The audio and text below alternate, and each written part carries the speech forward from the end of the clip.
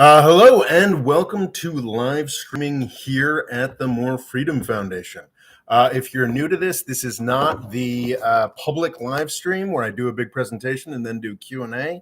What happens with the monthly patrons only newscast is I go through a list of items I have prepared, stuff that folks have asked for, and then the discussion is ongoing.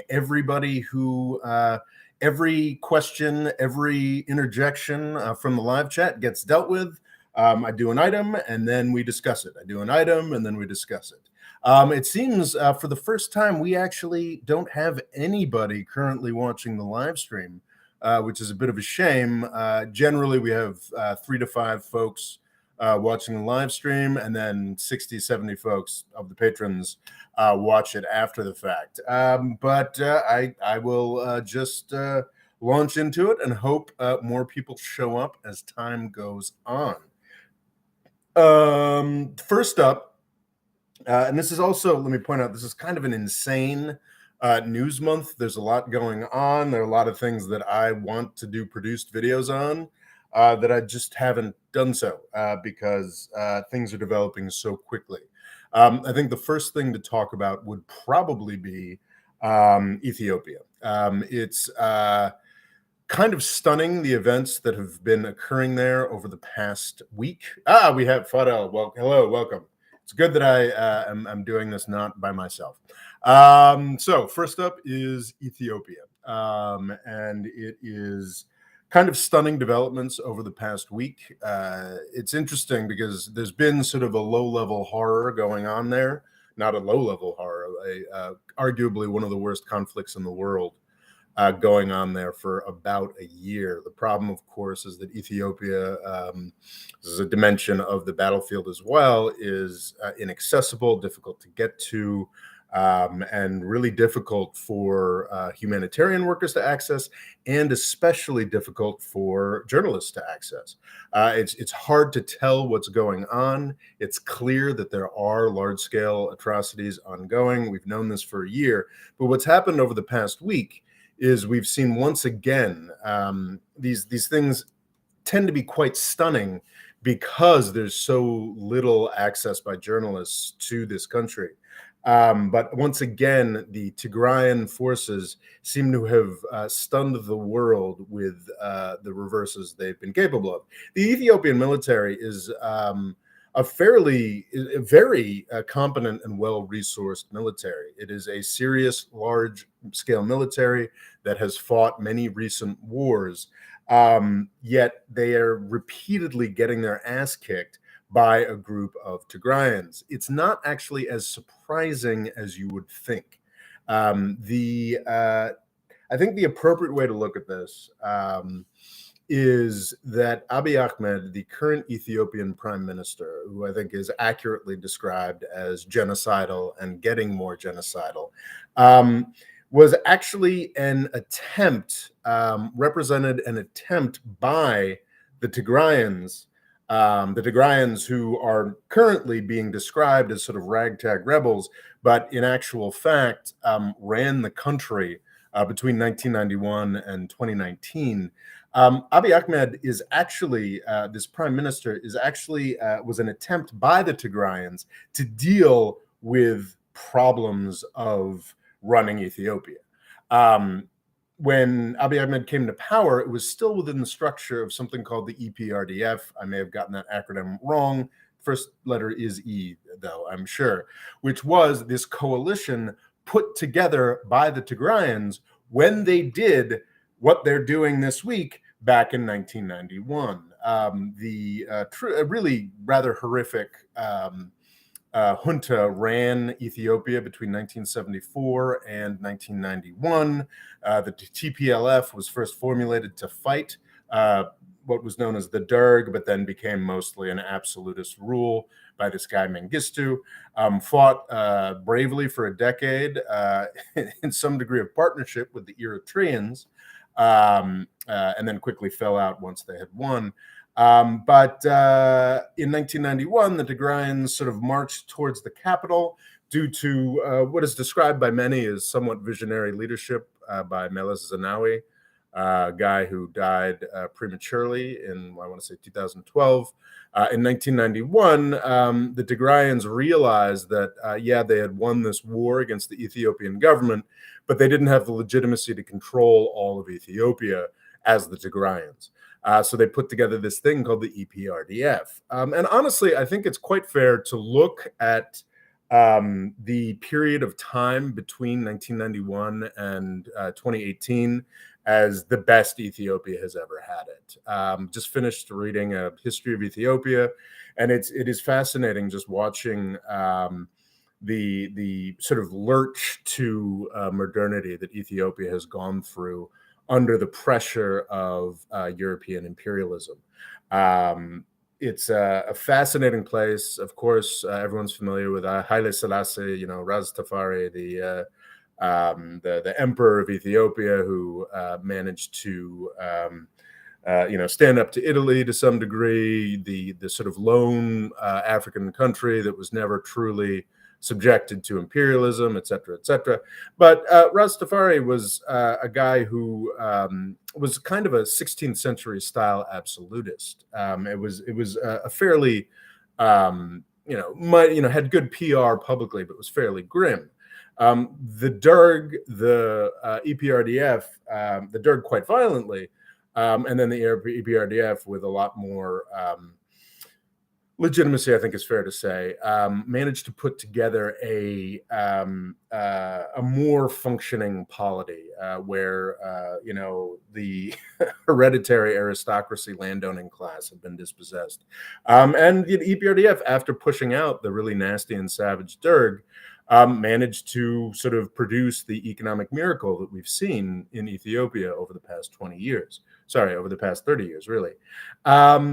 The problem, as I pointed out in the Ethiopia video about 2-3 weeks ago, is that, 9 months ago, sort of towards the beginning of this year, is what happened is that the EPRDF was so successful that wealth began to actually be spread around Ethiopia. Of course, Ethiopia is still a desperately poor country, but a large enough group of people in enough sections of Ethiopia were able to reach level of economic sustainability, not being starving, that sort of thing, that allowed them to start becoming more interested in their self-determination, not necessarily as Ethiopians, but as other peoples here. So what we saw, to the point where it actually came up in one of my Syria videos back in 2016, I was talking about how, we're seeing nastier slaughters of protests in Ethiopia than what started off the war in Syria, but we don't cover that. I was making those statements in 2016. The EPRDF rule, which was essentially Tigrayan rule, still in 2016, 2017, 2018, was falling apart in a really nasty way under these sort of nationalist pressures that we're familiar with all throughout that we're familiar with throughout European history, to a degree that's got a slightly more sectarian character in the Middle East, or does it really? We're familiar with these tensions of nationalism and ethnic sectarianism that were really cropping up in Ethiopia under the EPRDF, which was sort of not just, I don't want to, like the TPLF, the Tigrayans, who ruled the country between 1991 and 2018, did manufacture consent, did put together a ruling structure for Ethiopia that did have real representation from other ethnic groups. The TPLF was very much in charge. And by 2016, 17, 18, this agreement for running Ethiopia was fraying, honestly, because of the success that the TPLF and the EPRDF had. Because the place was getting richer, because people were more interested. And what Abiy Ahmed was initially was the TPLF strategy to try to defuse these ethnic tensions. The Tigrayans, the Amhara, these are traditionally the ruling classes of Ethiopia. And honestly, I was surprised finishing this book of Ethiopian history, how the past 2 centuries of Ethiopian history all through the consolidating emperors, through the Rastafari's absolutism, through the Derg, through the TPLF. You can to some degree see the whole past 2 centuries of Ethiopian history as a battle between the Eritreans, the Tigrayans, and the Amhara for power within these different structures, whether there was a communist dictatorship or a semi-feudal, straightforwardly feudal aristocracy. It's these groups fighting against each other, but none of these groups but none of these groups is actually the largest ethnic group in Ethiopia, which is the Oromo. The Oromo are the largest ethnic group in Ethiopia, and therefore they were the ones with the most grievances about the continued control of the Ethiopian state by the Tigrayans. So in 2018, the EPRDF, the sort of somewhat flailing around at this point, EPRDF, again, really run by the Tigrayans, said, well, let's get an Oromo in here. And what they did is they got an Oromo in there, which was Abiy Ahmed, but that was still within the context of this EPRDF that the Tigrayans had put together. What they did not reckon with was that Abiy Ahmed quickly made moves to consolidate his power and quickly became an international darling, making peace with the Eritreans. Now becomes, I don't want to get too conspiratorial, it now seems likely that the peace that he made with the Eritreans was because there was some kind of backdoor deal that they would eventually attempt to fight the Tigrayans, which is pretty messed up. Prime Minister of Ethiopia getting into a deal with Eritrea, a neighboring country, to crush a formerly ruling minority in his own country. I don't know that that's really been conclusively documented, but that seems to be what may have happened here. Quickly Ahmed, ended this war with Eritrea that had been an ongoing, or rather I don't think it was an ongoing active war, but it was ongoing nastiness and diplomatic problems. This is why Abiy Ahmed quickly got the Nobel Peace Prize. He made peace. He was a Nobel Peace Prize winner.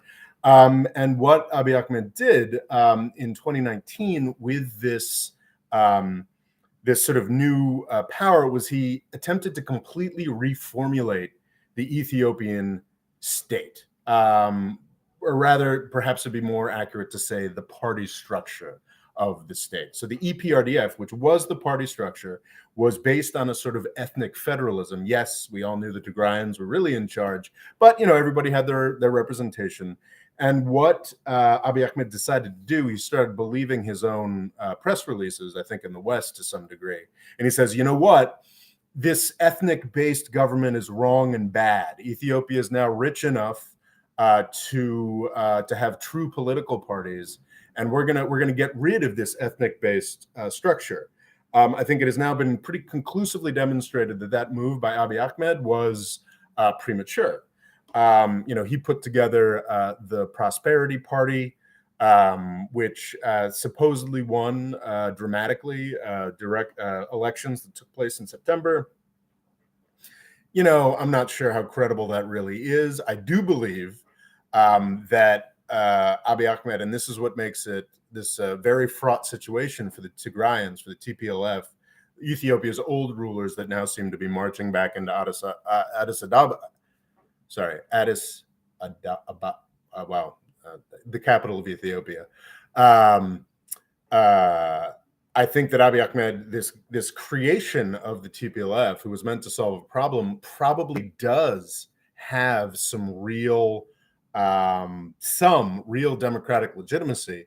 Obviously not among the Tigrayans, that I think it is now fair to describe him as acting towards in a genocidal manner. But among the Amhara, who want this chunks of Tigrayan land that they believe were stolen from them in the 90s, among the Oromo, who are actually the majority of the country. There is an Oromo Liberation Front that is now allied with the TPLF, but that doesn't necessarily mean that represents the majority of the Oromo. There could very well be real legitimacy for Abiy Ahmed among serious constituencies, perhaps even a majority of the Ethiopian people. Does this mean that I believe that Abiy Ahmed should remain in power?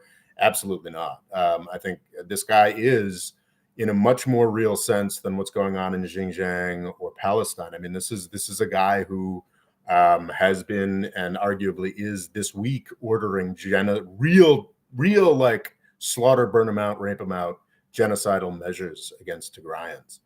And that's not something that anybody should allow to continue.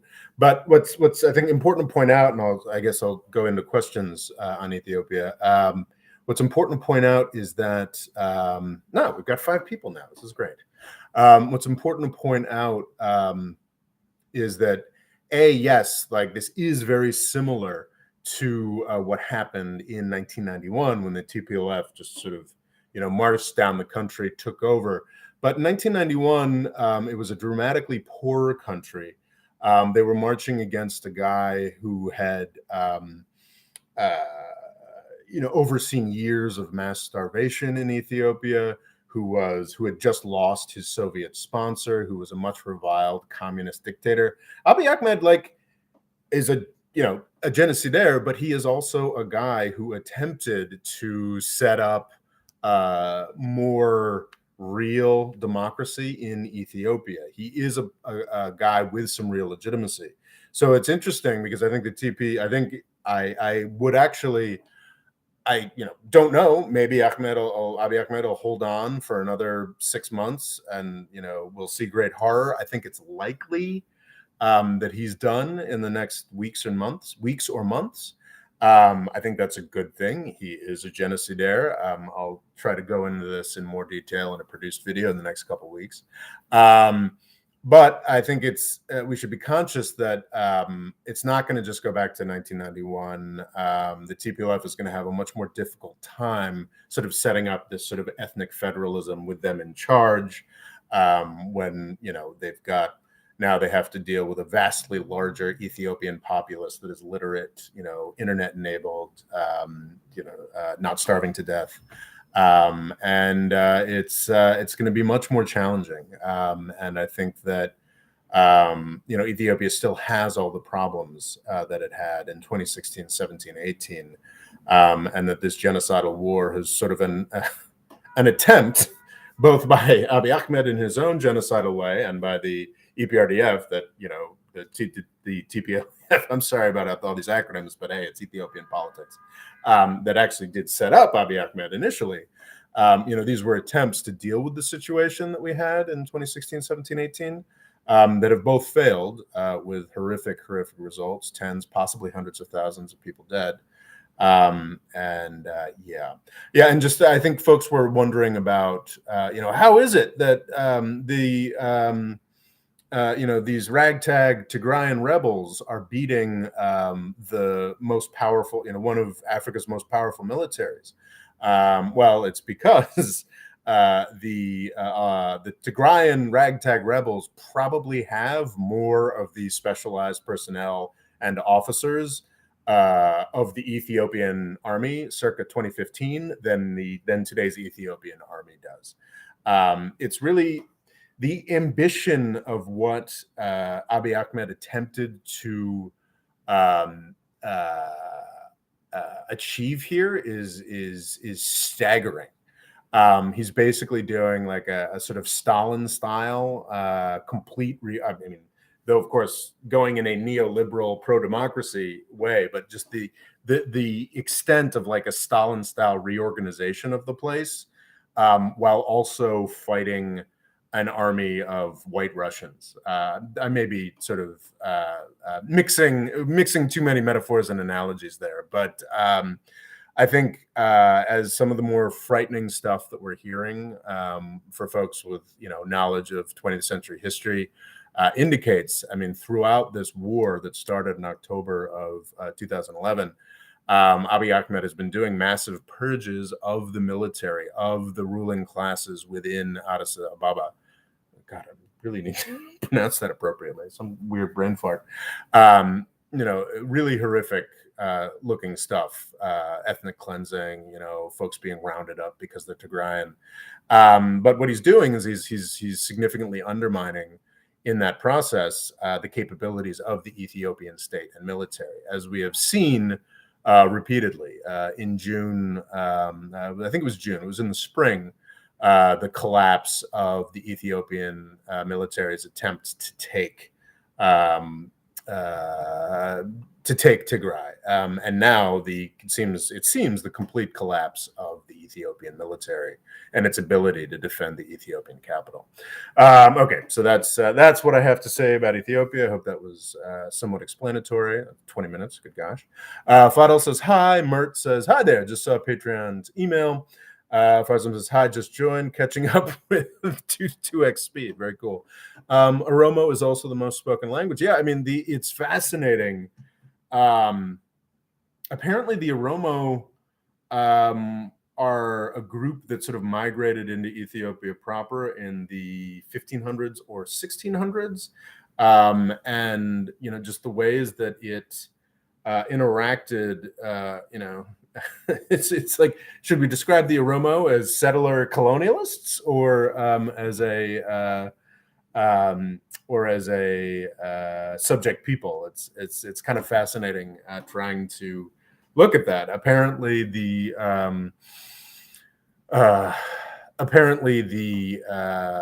Yaju kings at the end of the sort of period of feudal anarchy, as the Ethiopian state started consolidating in the 1830s, 1840s. Apparently, the Yaju kings or something like that, the most consolidated entity in the period of feudal anarchy, were actually Oromo. But what that actually means, this is something we get into a lot with the history of the Ottoman Empire, and how funny it is when people in the YouTube comments try to be like, oh, everybody who ran, every Muslim country, in the 1600s, everyone was Turkish, which is, kind of true. But then they were all Turks who were speaking Persian, who wrote with Arabic language. I think that a lot of the trouble of Ethiopia is over the course of the 20th century, but now, especially now, when they have the money to start thinking along these lines, in the 21st century, is the problematic importation of European ideas of ethnicity and whatnot. So sure, I mean, there were Oromo-ish emperors that modern Oromo nationalists can claim in the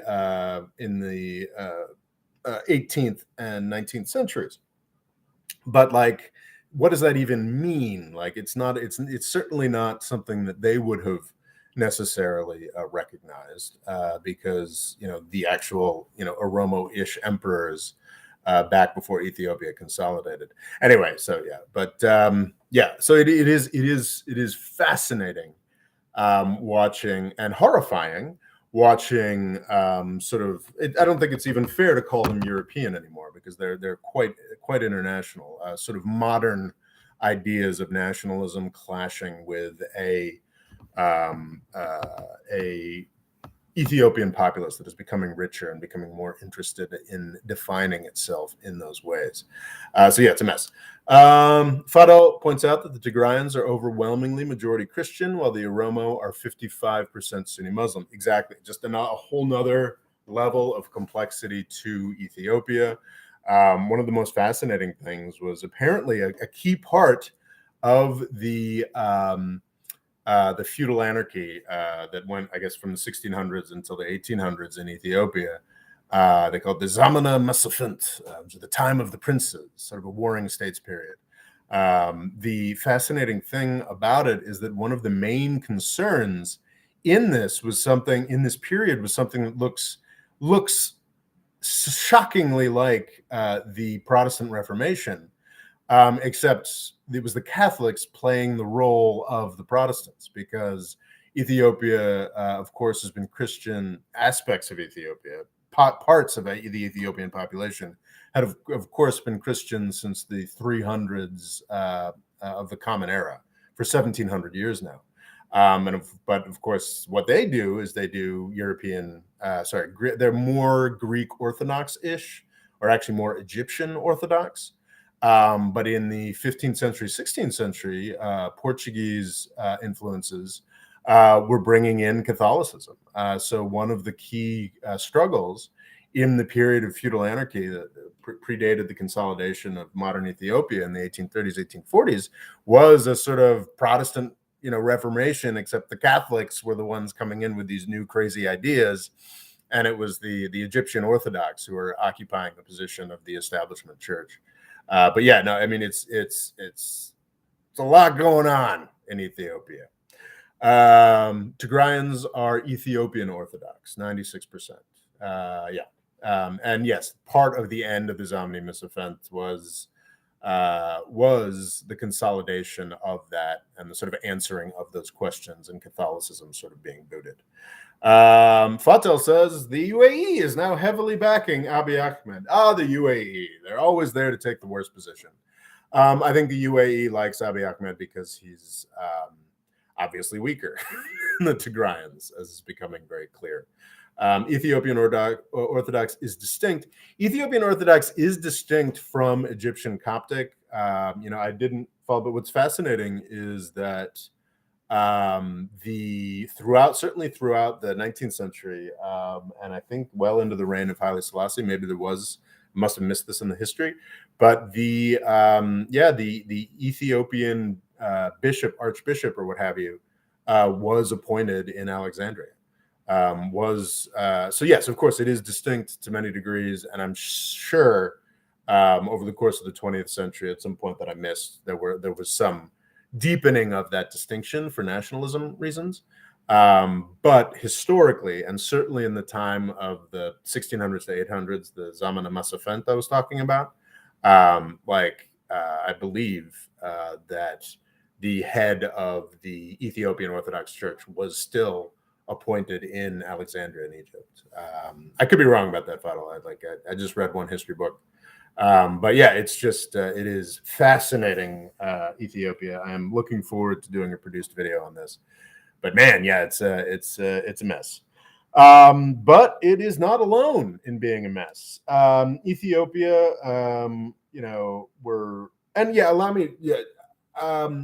I think it makes sense. There's a lot of alarm over Ethiopia right now, and I think on Twitter I've engaged in well, you should have been alarmed months ago when the genocides were happening. But I think that's a little shitty on my part. I think this is a country of 110 million that is about to see its Nobel Peace Prize winning, very Western affiliated, previously very Western affiliated. There's already been pretty significant falling out between the U.S. and Abiy Ahmed over, genocide. But yeah, the potential collapse of the government of a country of 110 million is a huge, huge, huge fucking deal. So yeah, I think I should be less snarky on Twitter about what a big deal that is. And it's good that folks are paying some attention. Sudan, on October 25th, we saw a sort of long forecast coup. This was always the most likely result, frankly. Since the fall of Omar al-Bashir, the 3-decade dictator of Sudan, in the spring of 2019, the country has been ruled in a very unhappy coalition between civilian forces and sort of civil society forces represented by Abdullah Hamdok, the prime minister, and in sort of uneven partnership with a military council run by Burhan. And to some degree, Hemeti, is that the nickname of Dagalo, who is arguably one of the figures most responsible for the Darfur genocide. But hey, that's a completely different story. So Hamdok and versus Burhan. I mean, these are sort of the Hamdok, the civilian prime minister, Burhan, the sort of military leader. This was the ongoing tension in Sudan. This 2019 agreement that established this government provided for a switch in the emphasis of the government. Okay, the military is going to be in charge for the first 2 years or so, and then the civilian government, which is going to be establishing itself throughout this 2-year period, is going to take over. And that was something that was supposed to happen in 2021. And on October 25th, the military, which was never going to want that to happen, acted to make sure it didn't happen by throwing out Hamdok. What is interesting is there has been a consistent negative international response to this. There are talks about going back on debt relief, returning Sudan to sanctions. I'm not necessarily sure I'm a huge fan of that. I am actually, if those measures are temporary and can force positive actions by Burhan and the military council at this point, that's great. If this becomes a something to impose on Sudan again for years and decades, I am not a fan of it. But it's a situation that is still very much evolving. It's October 25th, the coup happened. Already Burhan is attempting to get Hamdok back on his side. This is the civilian prime minister who had been under house arrest. Now Burhan is trying to get him to set up another government. Of course, this is a government that would be more acceptable to the military. So this would, we had this civilian government where Hamdok had sort of had no doubt, political compromises he was making to allow different parts of the civil society in there. It was a sort of more powerful, legitimate instrument. What Burhan, the military guy, is trying to convince the civilian prime minister to do is come back into his government, but with the folks that the military council wants. So yeah, there'd still be this civilian prime minister on top of a government that is largely selected by the military. So this would be obviously a complete neutering of the civilian transition, the idea that Sudan is going through a democratic transition. And I think Hamdok, at least based on stuff that I'd read earlier this week, was still standing his ground and keeping that from happening. I also realized that despite putting it on the agenda, I did not talk about Morocco and Algeria. Or at least I didn't prep anything, but I am, I can talk about that. And I think it actually makes sense to talk about the Morocco and Algeria conflict and the failure of the Sudan thing at the same time, because I think there's as you all know, I'm a big fan of the idea that the United States is vastly more powerful than is advertised, that many of the world's problems are almost entirely the fault of the United States. So I do have to say, though, that both the Sudan and the Morocco and Algeria issues can plausibly, I think I've done this a bit on Twitter, can both be blamed to some degree on the Trump's Abraham Accords situation. The Morocco and Algeria conflict is to some degree set off by the Trump administration's recognition of the Moroccan annexation of Western Sahara, which happened back in 1975. The U.S. had always been firmly against it. But then Trump, in return for the Morocco signing some amorphous agreements with Israel, rescinded that and recognized the Moroccan annexation of that territory. The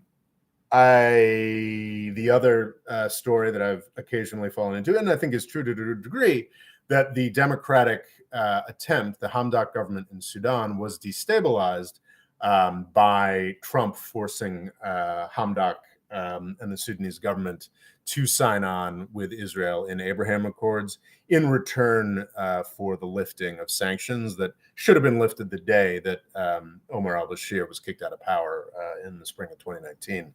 I think that to some extent, both of these things are true. The Abraham Accords made both of these situations worse.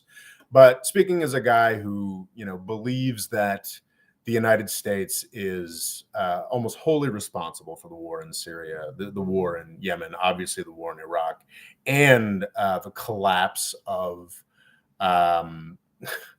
North Africa's economy, North Africa and the Sahel's economy for the past decade due to our destruction of Libya. I got to say, I think it infantilizes both Sudanese and Moroccan and Algerian actors to say that it's really all just about Trump. It's really all just about the Abraham Accords. I am, I'd say, pretty angry about Netanyahu and Trump's role in destabilizing the Sudanese democratic government. But I do think it's important to point out that this was always the most likely result. There was always going to be, the military was always going to push back against this. The military was always going to attempt to hold on to power against the civilian government.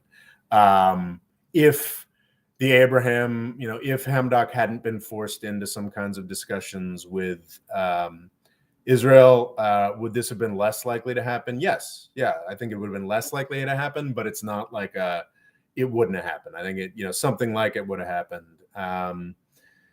So yeah, and when it comes to Morocco and Algeria, just a quick review.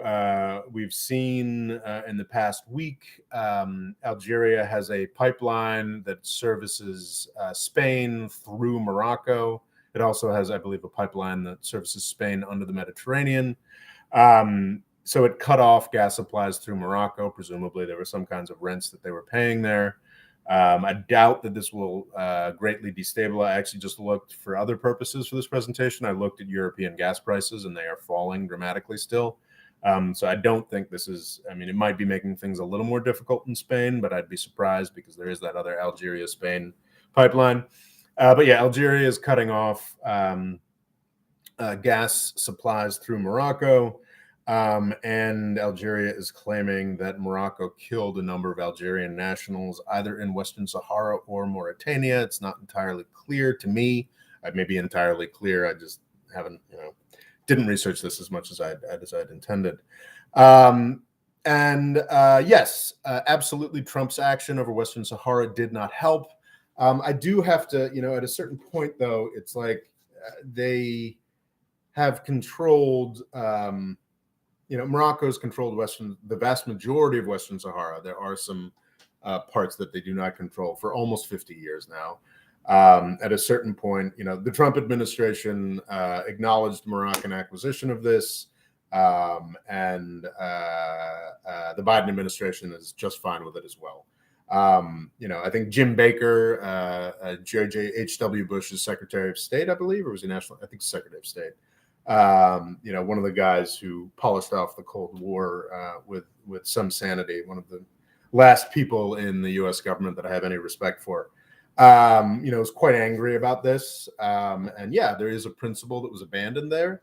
But I am really reluctant to make excuses for the Morocco and Algerian governments here. These are consolidated governments that have been in power over their own places, that have refused to play well together for the entire period of independence, to great detriment to themselves, to the cause of African independence and the African economy. So yeah, it's Trump, may have done bad things here, but whereas in Sudan, I am angry at Trump and Israel for destabilizing the democratic transition in Sudan.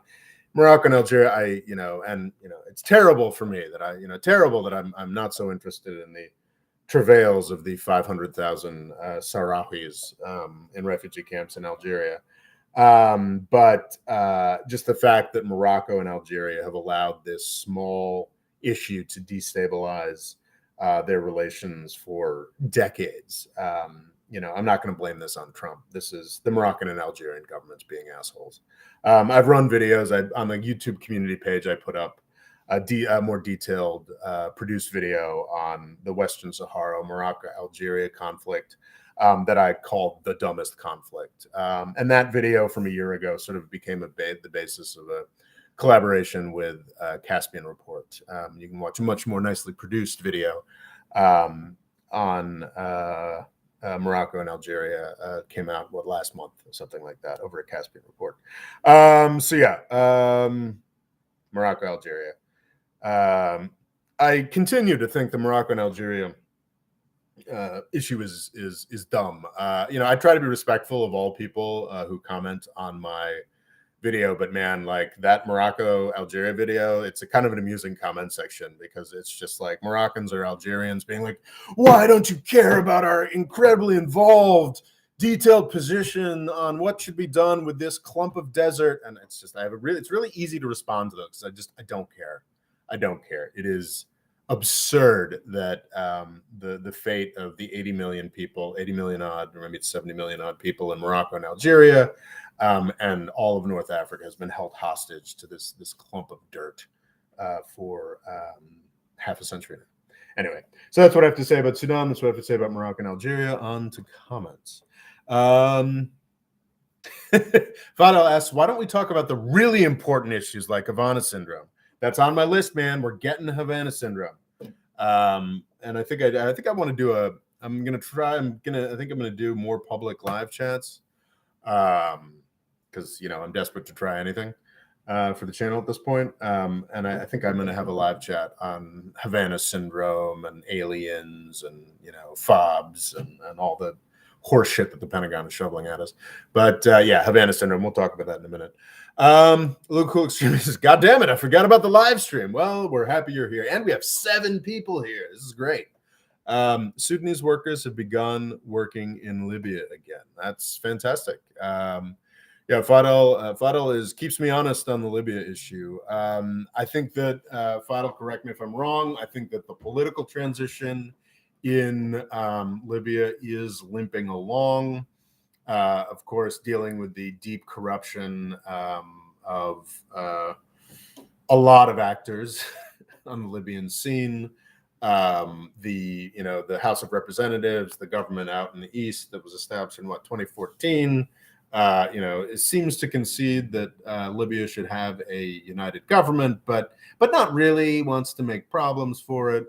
Elections are being sort of pushed off.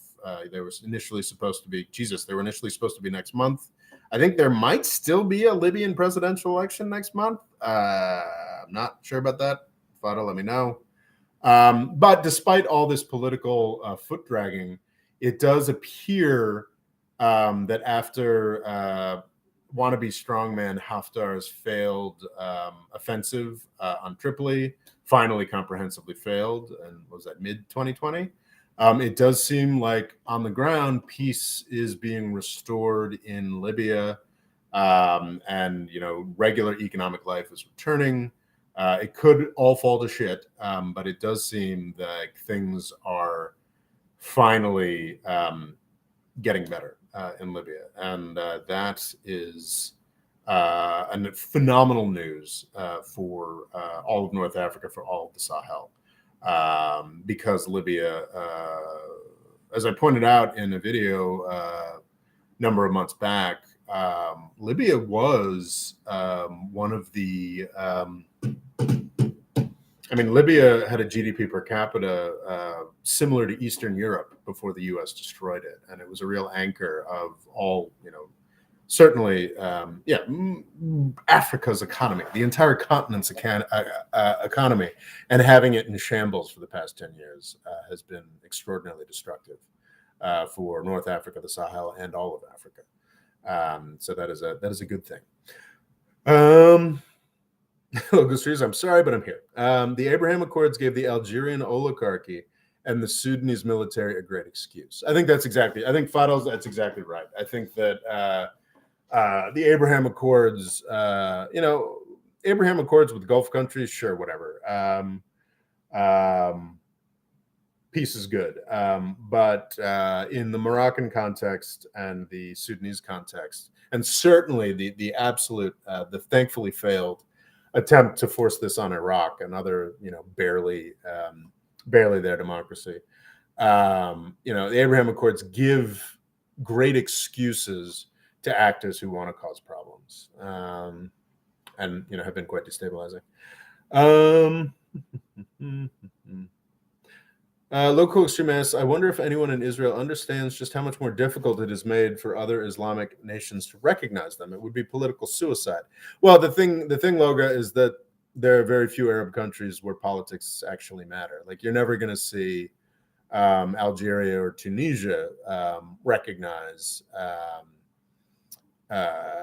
Israel. Well, never say never. It is extraordinarily unlikely that you'll see Algeria or Tunisia recognize Israel, get into Abraham Accords or what have you, over the past, in the next decade or so, because those places are somewhat democratically accountable.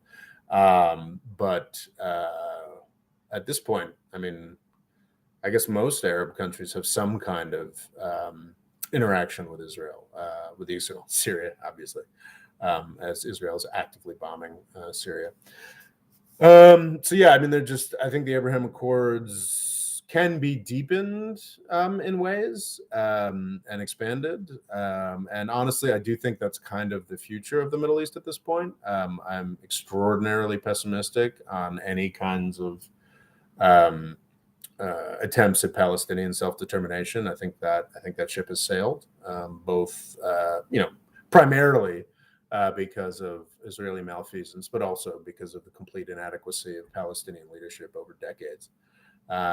So, yeah. Fadel, I think presidential elections will happen in December. This is in Libya, and the House of Representatives have conceded parliamentary elections at some point. Yeah, well, what does that mean?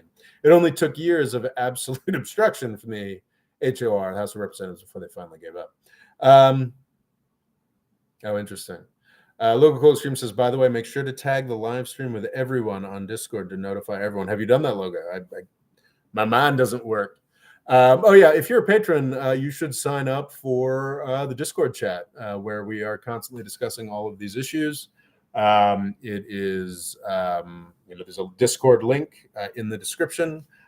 Discord is something I certainly didn't understand before Loga and other youngsters introduced me to its virtues, but I'm becoming quite a fan. It's sort of like I most liken it to sort of like a WhatsApp group in my pocket. It's just constantly discussing geopolitics with folks who are, in many cases more knowledgeable than I am on certain issues. So it's a lot of fun. We've been experimenting with it. We've set up a separate channel for folks to fight about Israel-Palestine that I have muted. So you can, if you're a patron who signed up and was like, Jesus, I just don't want to hear about Israel-Palestine all the time, then that's now in a separate chat that you can mute if you want. So it's a lot of I think it's a lot of fun, and gosh, I don't recall when it was. I have no record of it, but we did a sort of a Discord allows you to do sort of like a large scale Zoom chat, and we did that once last month. And we'll definitely do it again this month. It was a lot of fun. I don't prep anything for it. We all just sort of shoot the shit. It's just like a big Zoom call. I kind of facilitate, but it's more just folks talking about their experiences and takes, and it's fun to actually meet some of these folks, visually anyway. Put faces to names. It was a lot of fun. And we'll definitely do that again at some point this month. That's Discord. That's my pitch for Discord. And there's a link at the top of the video description, so you can sign up for that.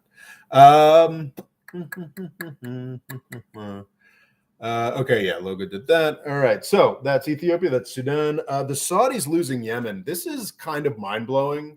And I'm really grateful to, folks on Twitter like Iona Craig. Is a good example, who's just an extraordinary journalist who's been going into Yemen for years now, and doing really what seems like extraordinarily lonely work of actually documenting the horrors that are going on there. She pointed out, as well as some other folks on Twitter, I researched this briefly this morning, and even though I had difficulty finding the actual date. But at some point in the second week in October, before October 14th, we saw an extraordinary shift in the Yemen battlefield. I'm sure many of the folks who follow these issues here were sick about hearing the Houthi siege of Marib. Marib is Marib. I'm sure I'm mispronouncing it. Marib is essentially the last stronghold of the Saudi occupation government. Famously, the Saudis have failed miserably to take any part of northern Yemen from the Houthis. They had some limited success in the south until the Saudi occupation government fell out with the militias that run the south. The Houthis are, to a degree, a sort of Shia sectarian outfit. I think that can be overblown, but yes, that is sort of certainly where their constituency comes from. All of North Yemen, that is predominantly Zaidi Shia, has been controlled by the Houthis throughout this period of time. The Sunni South Yemen, Sunni, and for a couple decades, they're communist South Yemen, which is more Sunni, was initially more linked with Saudi Arabia, but there's actually been gun battles between the Southern Transition Council, which I believe is sort of the coalition of militias that is most in control of southern Yemen, and the government. So really, the Saudis, the only thing they have is Marib, which is sort of North Yemen, but sort of off into the desert a little bit. Much like Raqqa during the Syrian conflict, it has become bloated with internally displaced persons, with refugees. The population of Marib is much higher. It's important because this is where what little of the Yemeni oil, Yemen has oil, not a ton, but they do have an oil industry. Marib is what controls it. So yeah, like this Marib thing is basically the only thing in the country that is of any real significance that Saudi Arabia contains, that Saudi Arabia controls. And they do have some desert, some things that they're building in the desert that they're building desert bases way far out there. If you look at a map of Yemen and who controls things, it's misleading because it looks like the Saudi coalition controls all this stuff. It's desert. There's nothing there. The majority of the population of Yemen is in, all the way, on the west, from north and south. There's Hadramaut. There are like somewhat significant, but not very significant population centers. Like if the Saudis get kicked out of Marib, that's it. We're done. That seems now sort of the week of October 7th through 14th now seems vastly more likely. The Houthis have been besieging Marib now for 2 or 3 years. I think I could have done a video talking about how significant it would be if Marib fell. I could have done that 2 years ago, and it would be substantially similar to what I'm hopefully going to be putting out in the next month or so. But what happened between October 7th and October 14th is that the Houthis had a crushing success. The Al Baida province is now, it seems, almost completely under control of the Houthis. They are much closer to their goal of taking Marib. Seems likely. Who knows? I think the expectation was after October 14th, Marib's going to fall right now. But I think that remains the expectation, that this is something that is quite possibly imminent. Whether it takes 2 weeks or God help us, another 2 years, this is a huge, huge deal that the Houthis have gotten this much closer to Marib. This is a very big deal. The Saudis are losing Yemen. So yeah. Local Extreme asks, haven't the Saudis lost Yemen last year? I did run a video, I think in the summer of 2019, saying that has Saudi Arabia lost Yemen? And what I said was, yes, they absolutely have. We can play this out for years and years and years, but it's clear that they have, the Saudis are not going to win this. They're not going to beat the Houthis. And what happened in 2019 that made that clear was the most competent part of the Saudi coalition, the UAE military forces, pulled out of Yemen. Basically, they recognized that it was too much of a public relations disaster. And honestly, the UAE had already won everything it wanted. They basically control Socotra and I think another island or two off of Yemen. The Saudis don't get along with the Southern Transition Council in Aden. The UAE does. So, the UAE has essentially won the war on Yemen, and they pulled out. They stopped pushing up the west coast of Yemen towards Hodeidah. That was one of the big. That was the sort of one of the larger flashpoints. I want to say like 2017, 18, and 19 in the Yemen war was the UAE pushing its way up the western coast to Hodeidah. Hodor. Anyway, sorry, that's inappropriate. The Hodeidah port became a serious diplomatic football.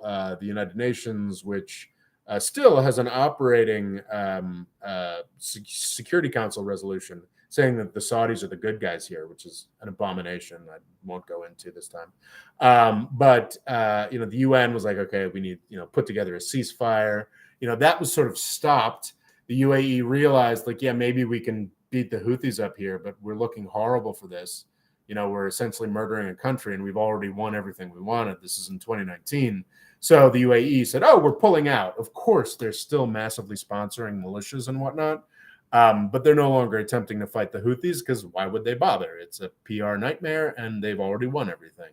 It was at that point that I said Saudi Arabia is absolutely not winning this war, and they should pull out. Like, they've lost functionally. The Houthis are going to be there regardless. And that is still very much the case 2 years later. But if Marib were to be taken, the Houthis would not just kick the Saudis and the Saudi occupation government out of any relation to Yemen. They would also get access to Yemen's oil resources, which would, presumably supercharge their war effort everywhere else. So then maybe they finally take Taiz. Maybe they go marching down the west coast, taking back everything the UAE had taken. Maybe they, start making a serious push into Saudi Arabia. This is a war that Saudi Arabia needs to fucking end. And it can only get worse for them if they continue to drag it out, which is what we were seeing around Marib this past month. It's a very big deal. Having the Saudis lost Yemen last year or before that, did they ever have a chance of winning? I mean, yeah. I mean, like, it is extraordinary that Saudi Arabia, with the advantages that it has, with the technical advantages it has, with the long-term relationship, like, this is a straightforward imperial relation. Folks are unwilling to state this because, of course, Saudi Arabia owns many think tanks. But what Saudi Arabia and the UAE are doing is straightforwardly 19th century scramble for Africa imperial type shit. Not necessarily everywhere. That's buying politicians, this, that, and the other thing. But in Yemen, no, yeah, it's real straight up like land grabby protectorate shit that Saudi Arabia and Yemen have been up to. And it's not something that started in 2015. Saudi Arabia has had a long-term quasi-imperial relationship. I think it's very before the European attempt to carve off pieces of the Ottoman Empire, and specifically in Egypt. There was a decades-long period of development where the British slowly co-opted chunks of both the Ottoman and Egyptian governments in the 19th century. Oh, we're going to control your banking. We're going to control your trade. We're going to set up your customs office. It's going to be run by British people. Oh, and look, you defaulted on something, so we're going to send in troops to make sure you control the place. Yeah, it's making sure you pay. And I think actually, hilariously, there was at no point, or maybe there was a decade, that the British actually openly acknowledged that they were controlling Egypt, even though they definitely did control Egypt from 1882 until the 1920s, debatably, but probably the 1950s. So yeah, like this is even prior to the Saudi invasion in 2015, there was a decades-long period of infiltration, religious infiltration, setting up of Wahhabism that was, that the Houthi movement rose in opposition to. Just like, and it's extraordinary that Saudi Arabia failed at this. It's just a real indication of how extraordinarily incompetent the Saudi state is. Because the Saudis thought in 2015 that this would be a 3-month thing and sold it to the Obama administration as such. 7 years later, that is not the case.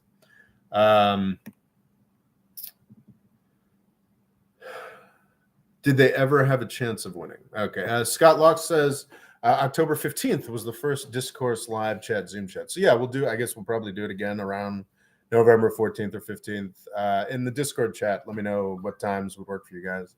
I'll make a choice. The Saudis buy all this crazy expensive, sophisticated military equipment from the U.S. and they don't know how to use it. Reminds me of the Afghan military the U.S. equipped. Yeah, no, it's the parallels there are very real. I think the Afghan military. I mean, the Afghan military fought. The Afghan. I think that is true. That is the Afghan military fought hard, died in extraordinarily large numbers. The problem with the Afghan military was that it was a grift by U.S. defense contractors. We set them up with all kinds of shit that could only be operated, through the maintenance of U.S. mechanics and large-scale kickbacks to U.S. defense contractors. Like, we screwed them. The Saudi military's uselessness is a conscious policy of the Saudi royal family, because they don't want to. If you look at the history of Arab countries, Libya, Egypt, certainly attempts in Jordan, Syria, definitely Iraq, extraordinarily bloodily in Iraq. Over and over again, you see a clutch of military figures either kick out or slaughter the royal family. In Iraq, it's particularly horrific. The Saudis have a long-standing policy of not wanting a military that's competent enough to kick them out. So they buy all this garbage from the United States and barely ever learn how to operate it. So yeah, that's a different issue. The Afghan military failed because of U.S. defense contractor kickbacks, because then the point was never to give them a military. The point was to enrich people in suburban Virginia and suburban Maryland and the Washington, D.C. suburbs. Whereas Saudi Arabia is a different problem. But in practice, Scott, yes, I agree. Like, they are militaries that are not capable of doing what they are supposed to be able to do. Martin Muftu says, I think when Saudis buy the expensive equipment, they are paying for protection from the big boss. In that sense, it serves. Exactly. Yeah. The whole point of all the military's material purchases from the U.S. is that the U.S., which has been completely successful, so that the U.S. becomes invested in the continued flow of money from Saudi Arabia. Fadel says, Hudaida. Hudaida is the appropriate pronunciation of that Yemeni port. That was the most important front line in Yemen. I think in 2018, 2019, before the UAE sort of pulled out. Scott Locks has a emoji. Local extreme. Scott Locks, that's because the Saudi royalty is terrified of its own military and is afraid of a military coup. They buy weapons because they expect the Americans to use them and to bribe DC for ... protection money. Exactly. Fadel says that's the proper pronunciation of Hudada. Fadel says KSA and the UAE have adopted the American mobster foreign policy. Yeah, that's fair. But crucially, they've done it without any of the different, the manifold levers of power that the United States can use to sort of give domination a more human face. They're doing really, they can't control the legal or economic aspects of countries with lawyers, so they're destabilizing. And it is, I think, entirely fair to say that Saudi Arabia and the United Arab Emirates murdered the Arab Spring, just like mid-19th century autocrats crushed the 1848 springtime in peoples in Europe. That's indisputable to me. Well, that's a great question, Fadel. What are your thoughts on Abdel Gamal Nasser, the sort of founding dictator of modern Egypt, I think is fair to call him. The guy who kicked out, um, the guy who pushed out with U.S. help, pushed out the British conclusively in the 1950s. I think Nasser is recently had a lot of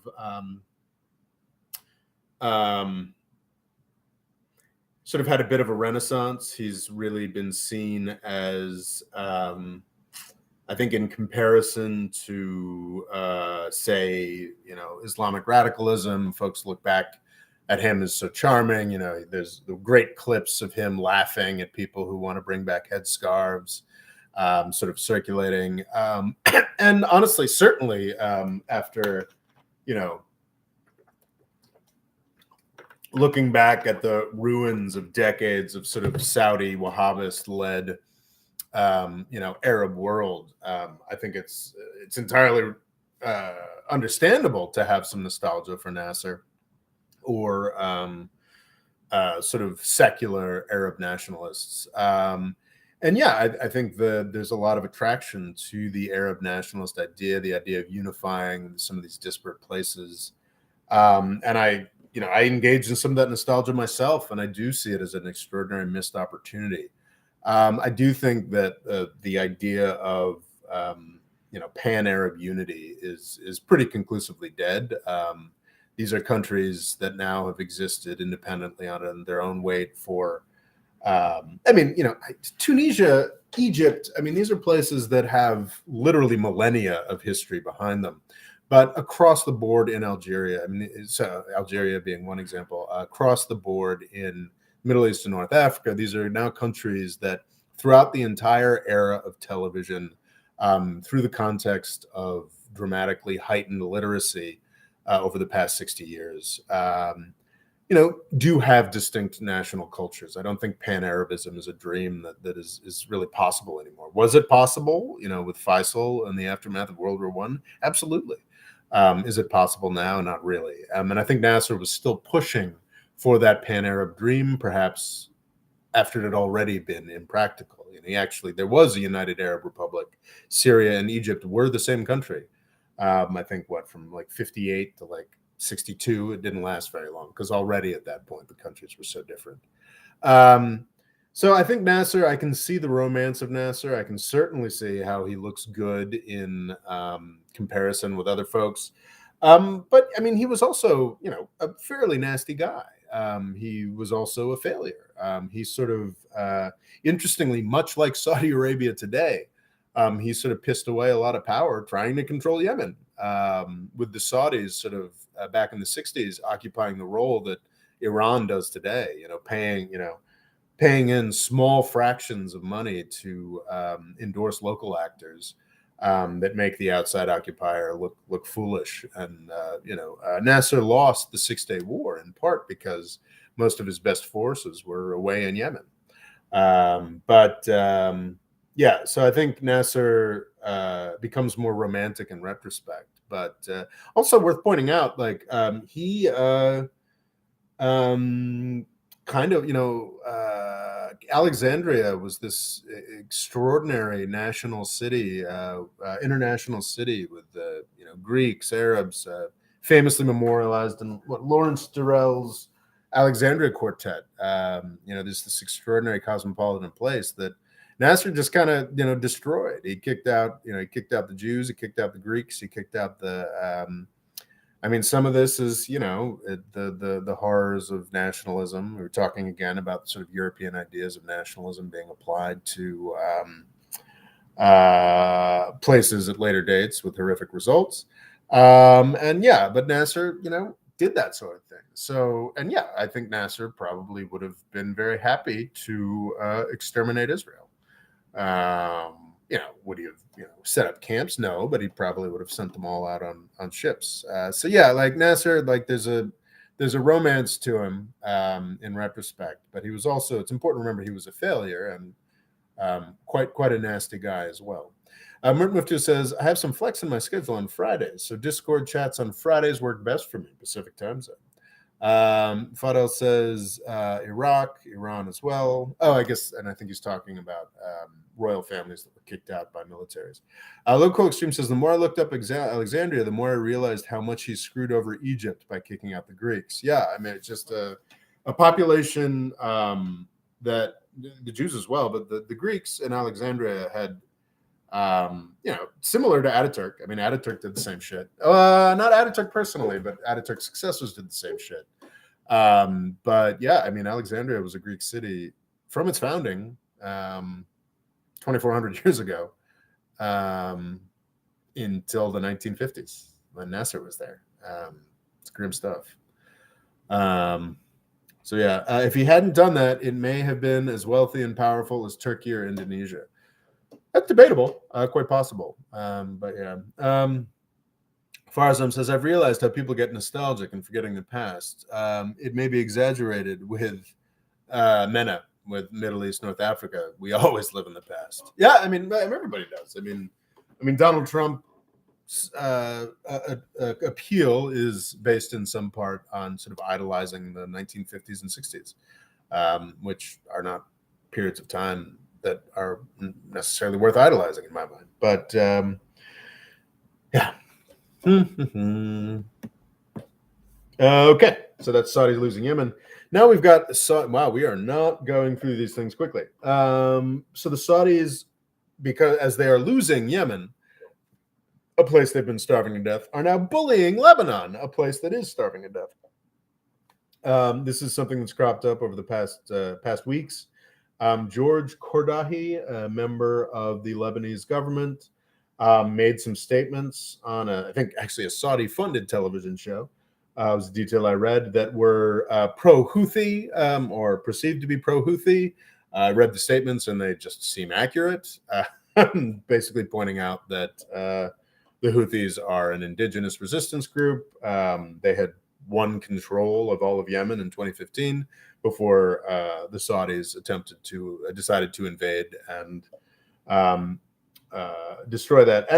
And I saw sort of the new official estimate. Woohoo! They've let out a new official estimate for the deaths in Yemen is 250,000 people, 250,000 people dead because the Saudis decided to invade Yemen. And George Kordahi, this Lebanese politician, was a little too honest about that. And the reaction by Saudi Arabia and its sort of, to lesser degrees, its GCC allies, Gulf Cooperation Council, has been extraordinarily extreme. The Saudis are cutting off all exports from Lebanon to Saudi Arabia, and as we've mentioned before, I think in probably every live chat this year, Lebanon is going through an extraordinary crisis, and for Saudi Arabia to choose to contribute to the starvation of the starvation of Lebanon because one member of the government was a little too honest about what Saudi Arabia was doing in Yemen is just atrocious. This is sort of like, do you guys remember the Qatar crisis? This is sort of like the Qatar crisis repeated, not as farce, but as sort of semi-genocidal horror. In 2017, largely because Trump let them do it, is incredibly stupid. Saudi Arabia managed to get a sort of coalition of dictators together to attempt to crush Qatar, another dictatorship, by the way. Because Qatar had Qatar runs a news channel called Al Jazeera that is frequently embarrassing for other Arab dictatorships.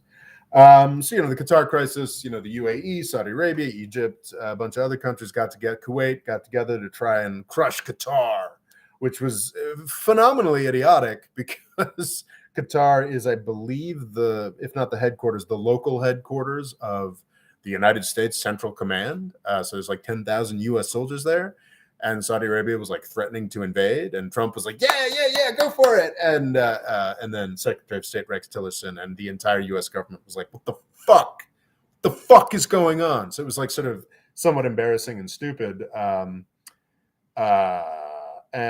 Qatar crisis, is now actually finally, really in just the past month or two, seems to finally be fading away. We've got, Qatar's royal family showing up with swim trunks with MBS, and maybe it wasn't MBZ, but it was another UAE guy. So, they're all pals again now. And so now Saudi Arabia, instead of trying to bully and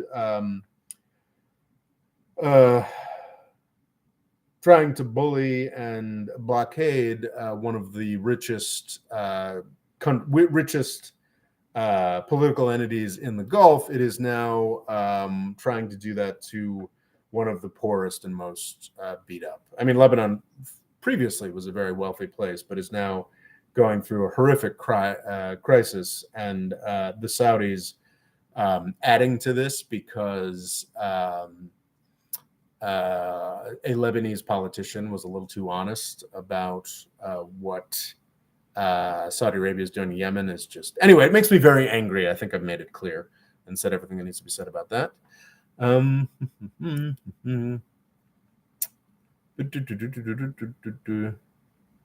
Screwed over Egypt by kicking out the Greeks. If he hadn't done it, he may have been as wealthy as powerful. Far as I'm realized, okay. Local stream is, I always say Trump as someone trying and failing to bring back the 80s. Yeesh. Yeah, but I feel like even the 80s, like, maybe, yeah. Rami Ilkilich, I just don't want to talk anymore about Trump.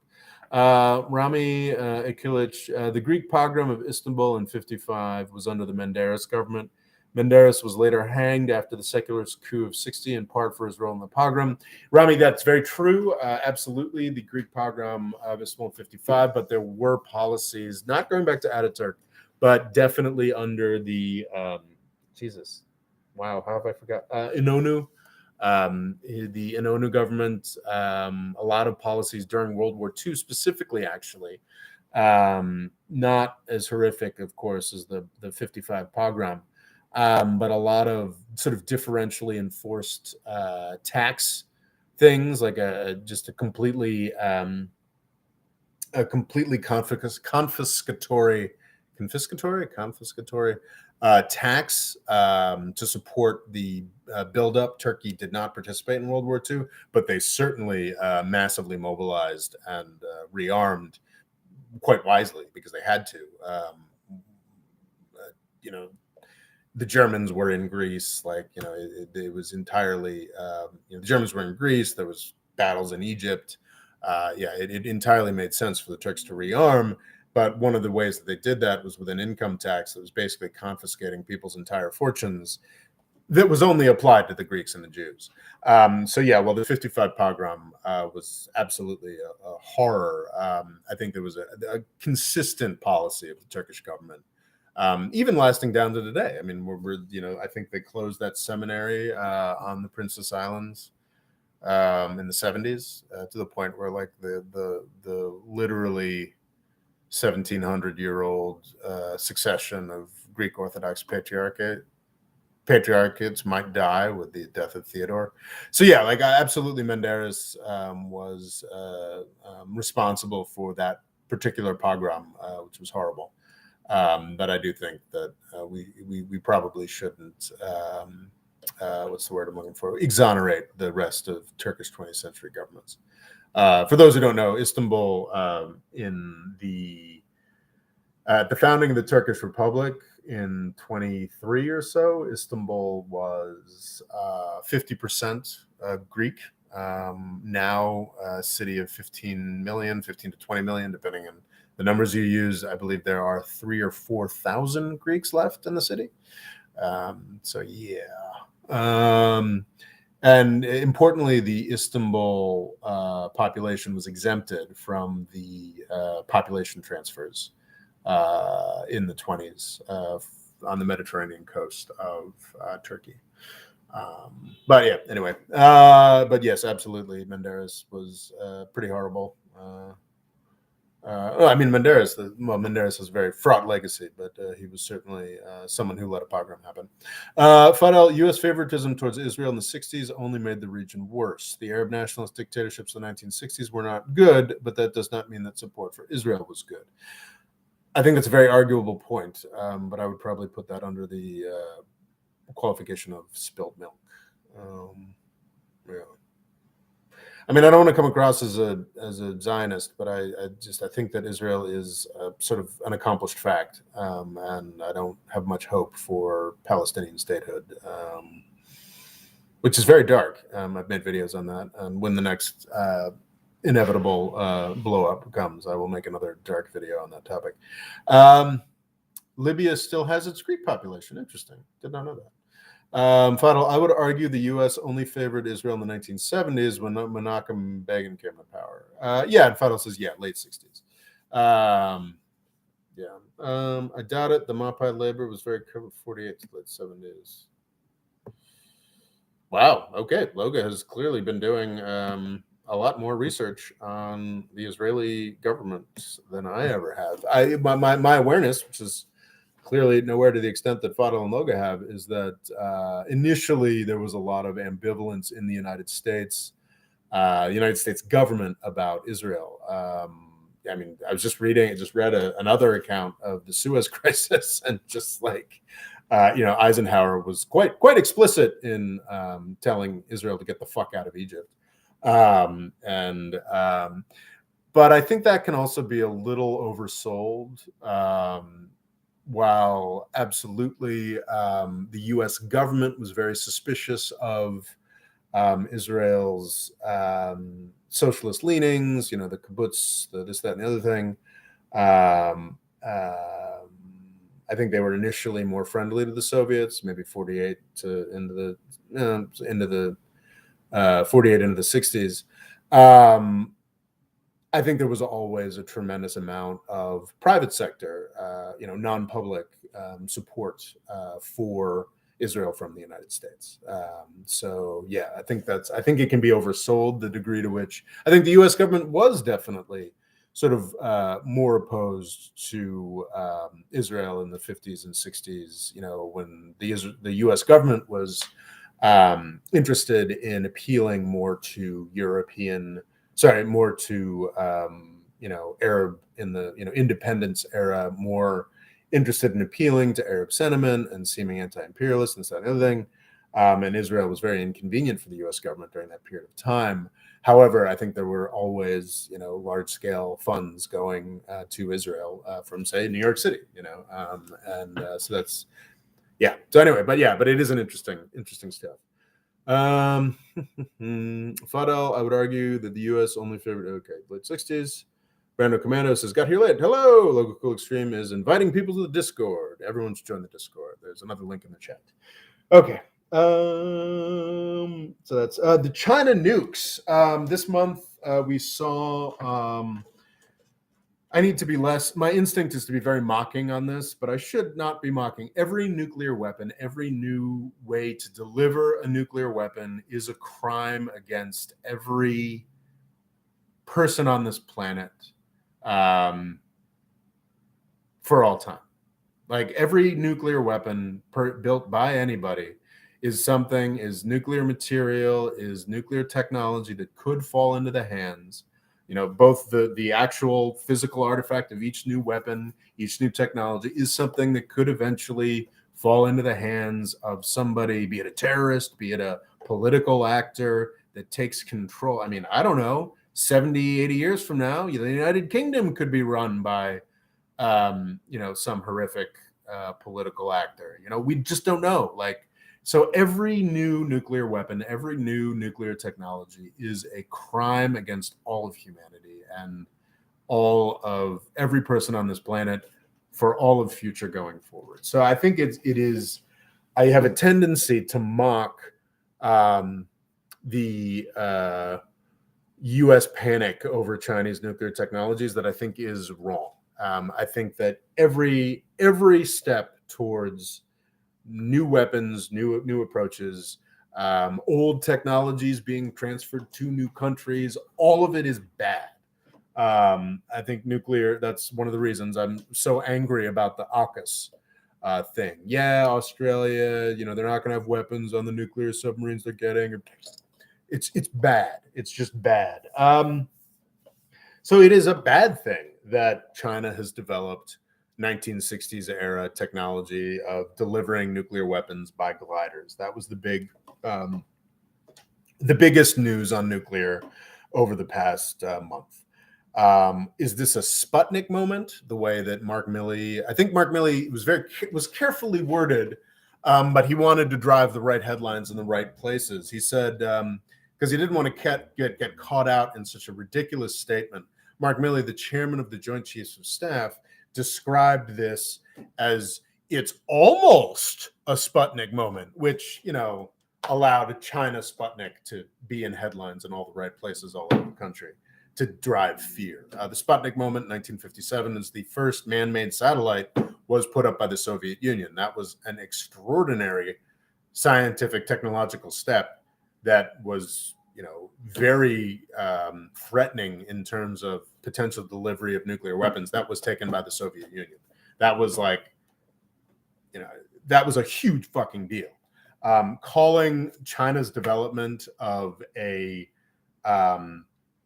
technology that both the United States and the Soviet Union had in the 1960s that actually doesn't really make the United States any more vulnerable. It is designed to get around certain kinds of missile defense, but it has not been demonstrated anywhere that the U.S. has missiles of defense capability that could stop more than 5 Chinese ICBMs anyway.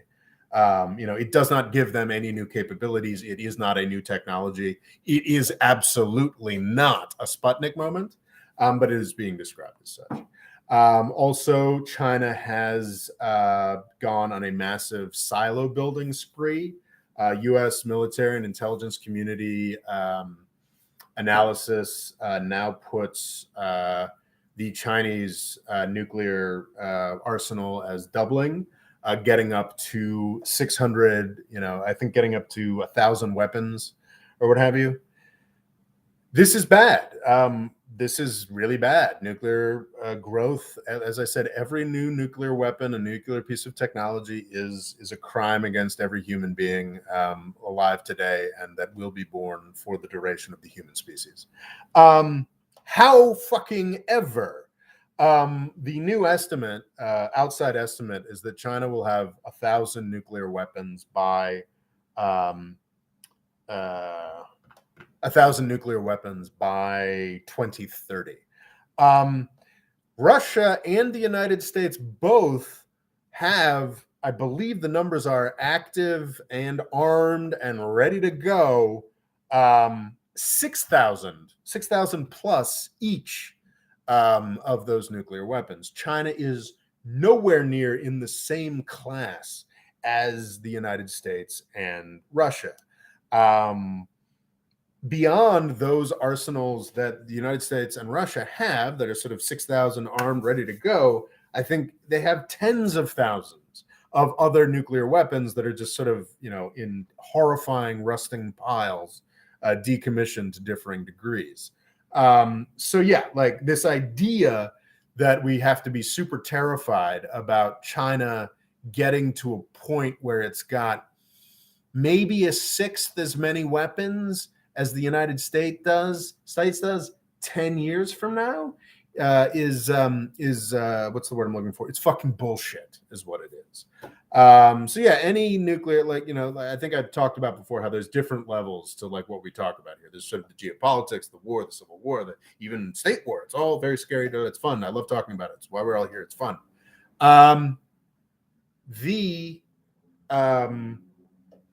Building of nuclear weapons is on this sort of other level, and the proliferation of nuclear technology is on this other, much worse level.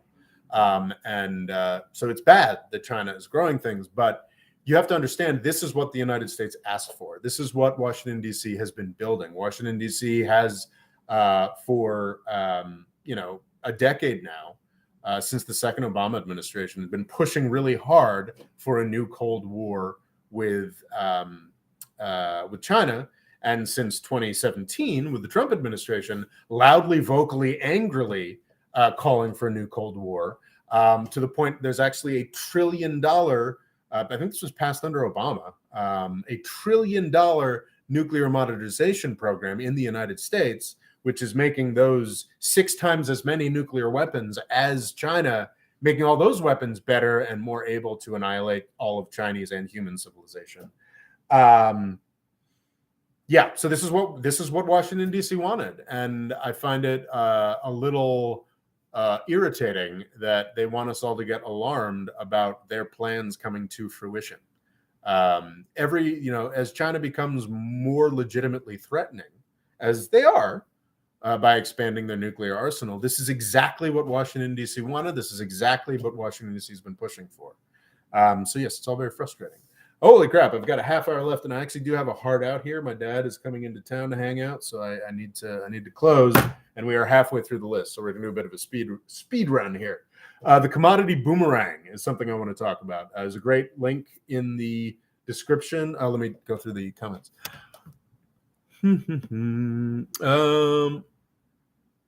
Let's see. Oh, wow, a lot going on here. Scott Locks, by the 1980s, Israel was fully entangled in the U.S. military-industrial complex, and there was no going back.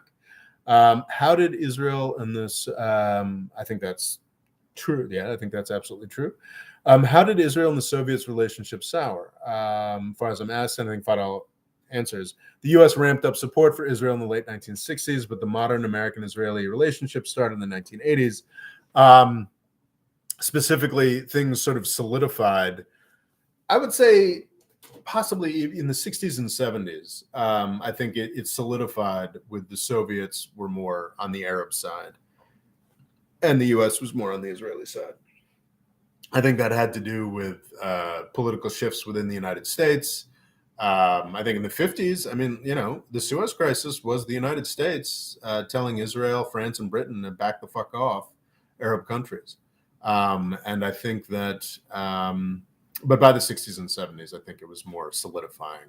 And for the Soviets, it just made more sense. The Cold War forced people to align in different ways.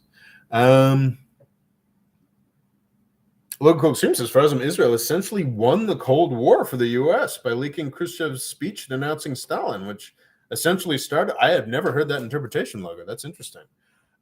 Which essentially started the Sino-Soviet split. That is, it's an interesting way of looking at it. Never looked at it that way. Was the secret speech that carefully? I always thought that the secret speech was sort of understood, was likely to. I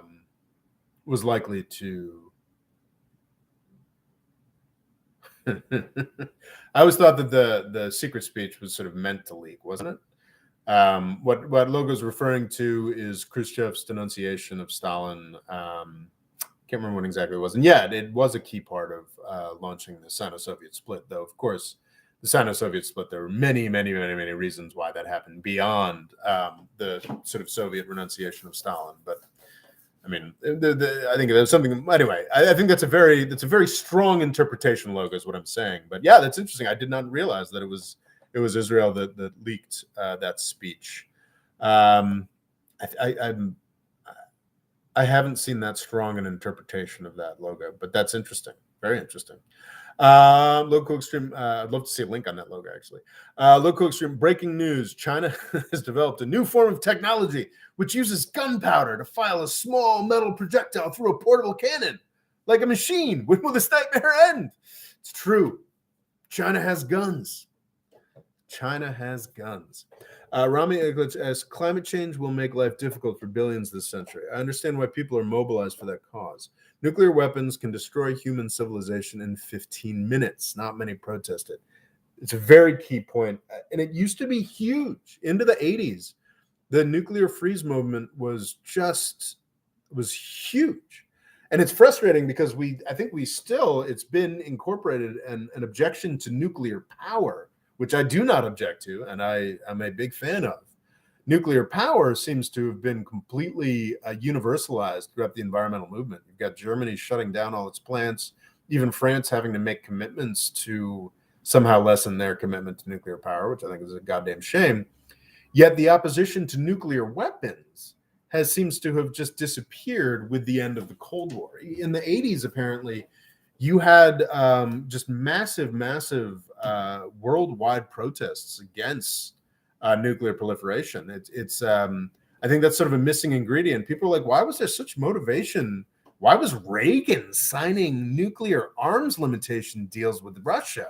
Ronald Reagan, and I think it was massive worldwide pressure against nuclear weapons in the 1980s that just sort of disappeared with the end of the Cold War. And I think, Rami, you're absolutely right. It's a goddamn shame. So yeah. Fadal, I always wondered why the U.S. chose to ally with Israel. Why ally with such a small country when you could be allied with large countries like Egypt, etc. I don't want to go to Israel lobby on this, but the United States has incredible affinities with Jewish culture.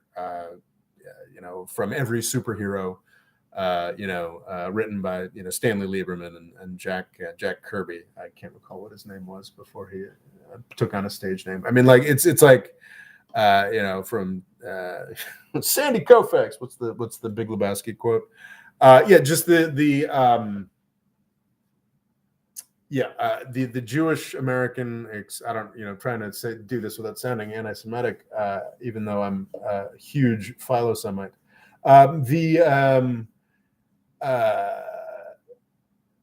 This is not like the nasty IPAC. Like Jewish culture is much like Irish American culture, is just really inextricably linked to the definition of what it is to be American.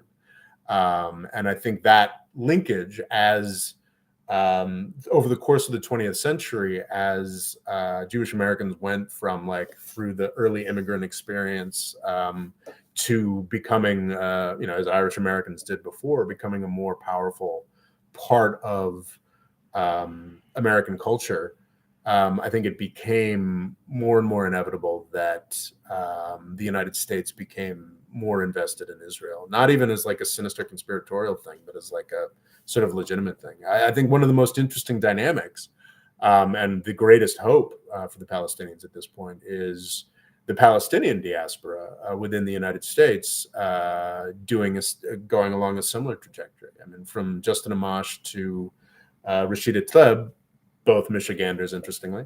You have Palestinians in Congress, and Palestinians, throughout American life and culture. Will they ever reach the degree of acceptance into American identity? Yes, but there's just not, they're not going to be. There isn't going to be the kinds of mass migration 100 years ago that there was of Jewish Americans. I think there's natural affinities between the United States and Israel. If you want to go all Marxist with it, we're both settler colonial type places.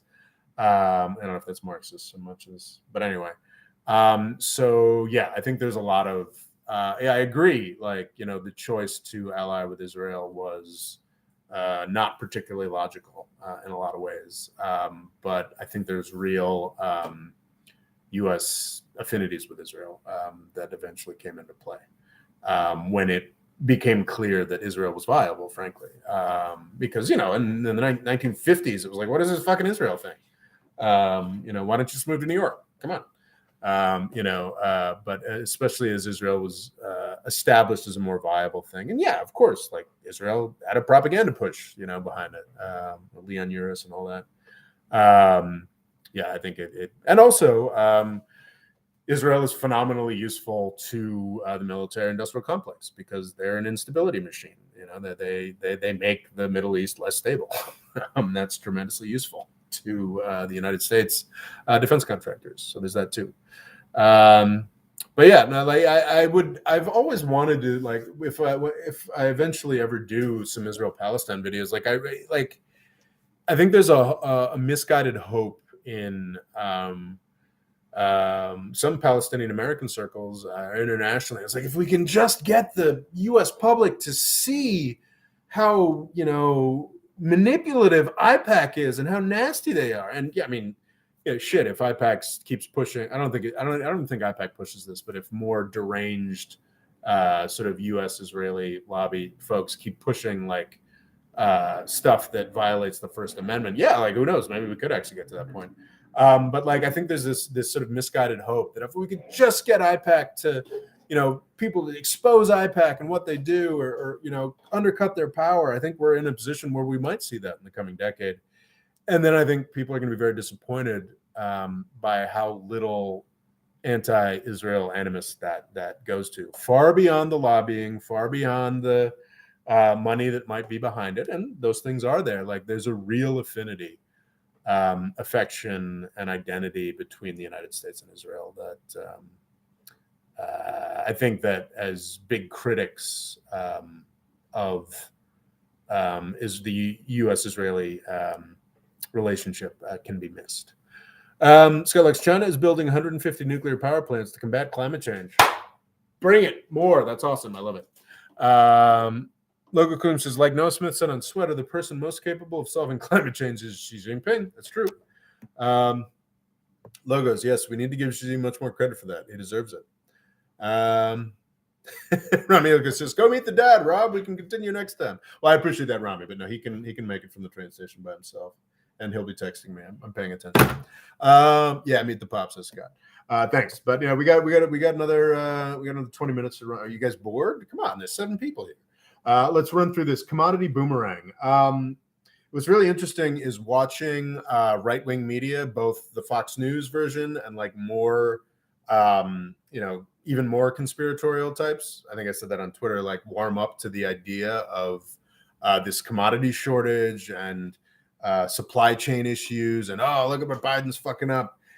And it's funny because they're really warming up to this, like just as it's fading. Now, don't get me wrong; it's entirely, there could be more events, like maybe as small as like an abnormally cold run of 2 weeks in Europe or the United States could switch this. We could see gas prices go skyrocketing again. I'm not saying that we're absolutely out of the woods here, but like, what I don't think folks who are expecting this commodity thing, and so supply chain issues are deeply connected to the spike in commodity prices. If you can't get things from one place to another, then obviously commodities become more expensive. What we've seen over the past 6 months is this sort of perfect storm of supply chain issues, and then the commodity prices go up because of the supply chain issues, and then things are very very tight, and then something else goes wrong. Like, what was the main thing in Europe? Yeah, there were like 2 weeks without wind in Europe, and then boom, like you've got this incredible launch in natural gas prices in Europe. That was a huge issue. China, you'd actually had blackouts going because of coal issues and whatnot. And what happens every time something like that happens is people react and overcommit. And what we're seeing now, European natural gas prices are still historically very, very, very high, but on some measures, they've fallen by half in recent weeks. And that process is probably going to continue. Not necessarily. They could have a abnormally cold 2 weeks, and then we'll see things go up again. So don't say that I'm saying we're out of the woods completely. This is going to be fine. This is how we're going. But I think it's very, I think it's kind of fascinating that, like, I've been watching this, I think perhaps to the irritation of folks on Twitter. I've sort of more and more been finding myself obsessed with more business economy related stuff. So I've been following this supply chain issue, commodity inflation issue for about 6 months. And it's fascinating that now, as it seems like it's about to start abating, now mainstream, non-business press is getting interested in it, and ideological media is getting interested in it. And I really think it's gonna boomerang. One interesting detail is, like, Russia loved it for a couple weeks, these skyrocketing prices, but then they quickly, within a month of like the prices going crazy, acted to satisfy as much European demand as possible because of this thing called demand destruction. If prices are too high for too long, people stop buying that commodity, as we've already seen in U.S. real estate. The U.S. real estate market was absolutely insane about 6 months ago. And then people just stopped buying because the prices got too high. So, yeah. So Russia is acting to supply Europe now much more vigorously because they don't want people to stop buying natural gas. Havana syndrome, God, it's so frustrating. I think I have a link to an article on Havana syndrome in the thing. It's extraordinarily frustrating. Look, I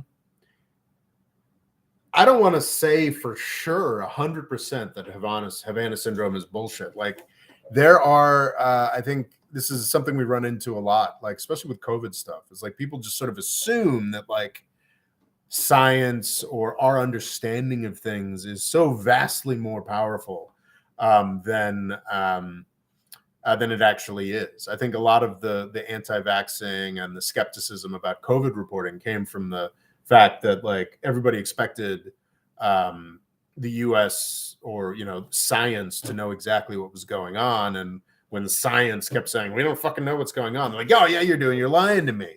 So yeah, like I don't want to be like, is it possible that the Russians, well, I've been rewatching the TV show Fringe. You remember that the Russians have developed some completely new area of science that allows them to have these, I mean, it's possible. It's kind of like X-Files. It's possible that this Havana syndrome thing is, like maybe it's possible.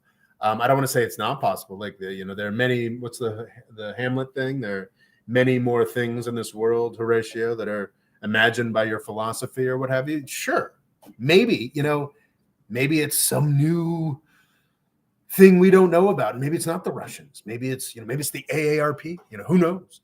But that kind of speculativeness is, I think, worthwhile. I mean, there are new things in the world. There are new things.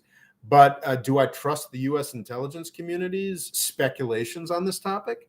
Not even a little bit, and nobody should at this point. I mean, do you remember like the Afghan bounties? How like this was something that Biden mentioned multiple times in the debates. Why wasn't Trump doing more about these bounties that the Russians were paying to the Taliban for killing U.S. soldiers? That was a story that everybody talked about because it came from the intelligence community. It was real, and then it was revealed earlier this year after the election that no, it was complete bullshit. There's just literally nothing to the story, and I think it is entirely rational to look at this Havana syndrome stuff and say, okay, prove it. And for 5 years now, the U.S. government has completely failed to prove anything real about the Havana syndrome, and there's just more and more bullshit speculation. Starving Afghanistan. This is probably the most important thing.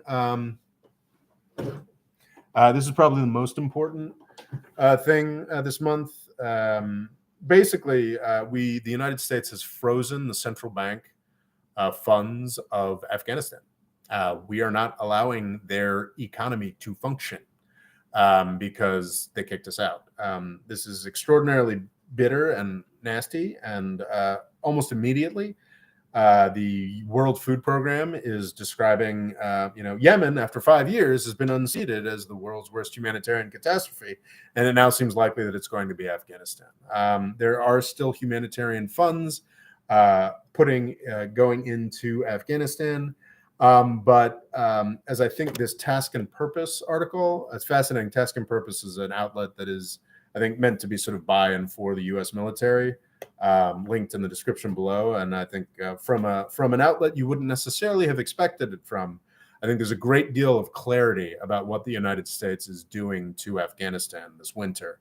So I would check out that link. Humanitarian funds can flow, but if we have frozen their central bank funds, nothing in the normal economy can function to the extent of just importing food.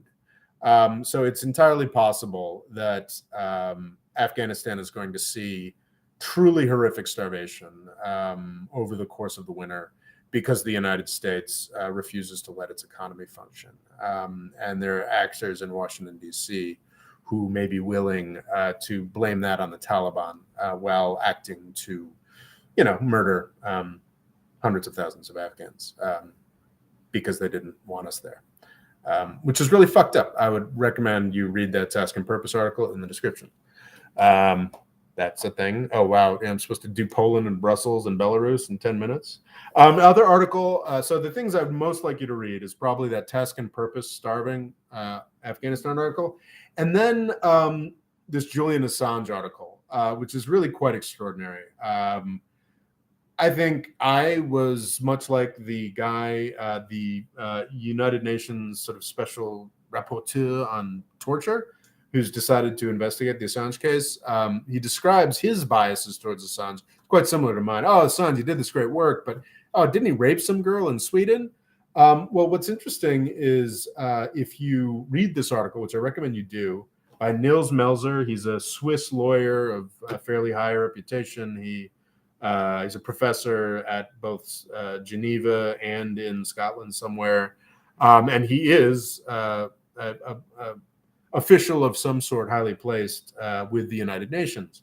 And what he does is he pieces together what's happened to Julian Assange over the past decade. And I found it to be quite illuminating. I think there are elements. I mean, this Nils Melzer guy seems like he's a bit of a drama queen. I mean, it's this the article that I've linked to in the description.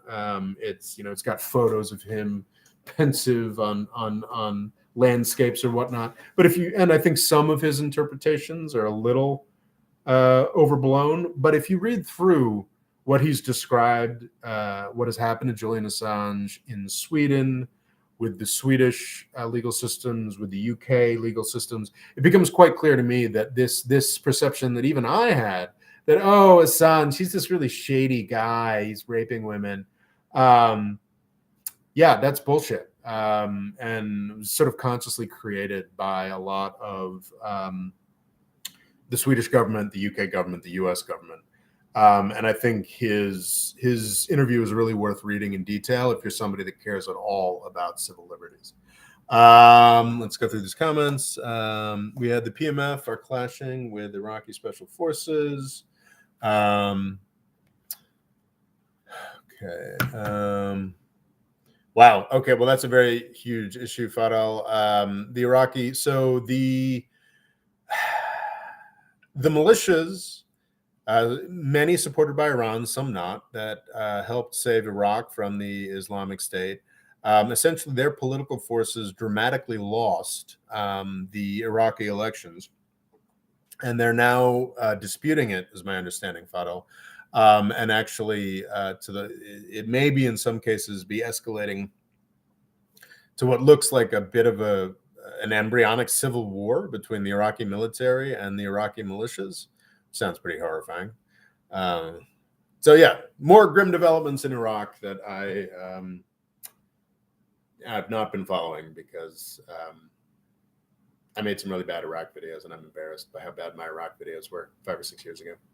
And I continue to not cover Iraq. Scott Locke says, why right-wing media hates Hollywood and spins a pedophile Hollywood narrative, anti-Semitism. That's part of it, yeah. Local extreme. I still don't understand what caused it. Oil price hikes. So I guess, Logo, you're talking about the commodity shortage. So the main thing with the commodity shortage, and this is basically the U.S. Federal Reserve and central banks and governments across the world almost did their job too well. In 2008, what the perception from most economists and folks who read about this is that and no matter how much populist hate there might have been for bailouts, the perception, and I think the was that during the 2008 financial crisis, European and U.S. governments didn't do enough and opted for austerity too quickly and did the economy great damage. So what the assumption of almost every company in the world in February and March of 2020 was that, okay, this is going to lead to an economic collapse and government's not going to do enough. So every private sector company in the fucking world in February and March said, okay, we've got it. The car company said, we got to dial back production. Everybody was like, this is going to be a 2008 level or worse. Time to cut back on everything, knuckle under and try to survive. By June of last year,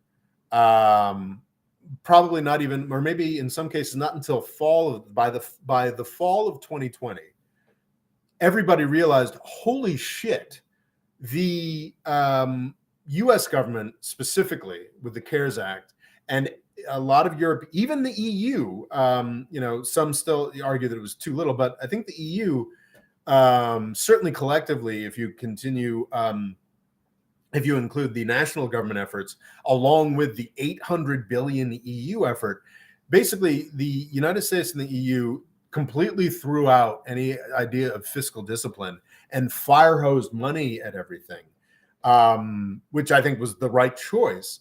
But basically, it was too successful. The economy did not have this horrific 2008 style crash that we're expecting. It had a sudden stop and then a boom, to the point where on some metrics, many things are higher than they were before. Maybe not, even if they weren't higher than they were in 2019, production and demand and whatnot, it is dramatically more than any company in the world expected in March and April of 2020. So everybody, after having made these choices to shut down plants, to shut down production, has had to zoom back up. And that sort of quick start-stop screwed up everything. And that is where the commodity inflation comes from. That is where the lines of boats waiting outside of the Los Angeles, the Long Beach is part of the Los Angeles metropolis, but it's sort of where the port is. That's where all the boats waiting there are coming from. So yeah, it's like the whole system. That's where the semiconductor shortage comes from. A whole bunch of car companies said, in the spring of 2020, we're shutting down production. We're slowing down production. We're not going to order, all these semiconductors from the predominantly Taiwanese companies that make them.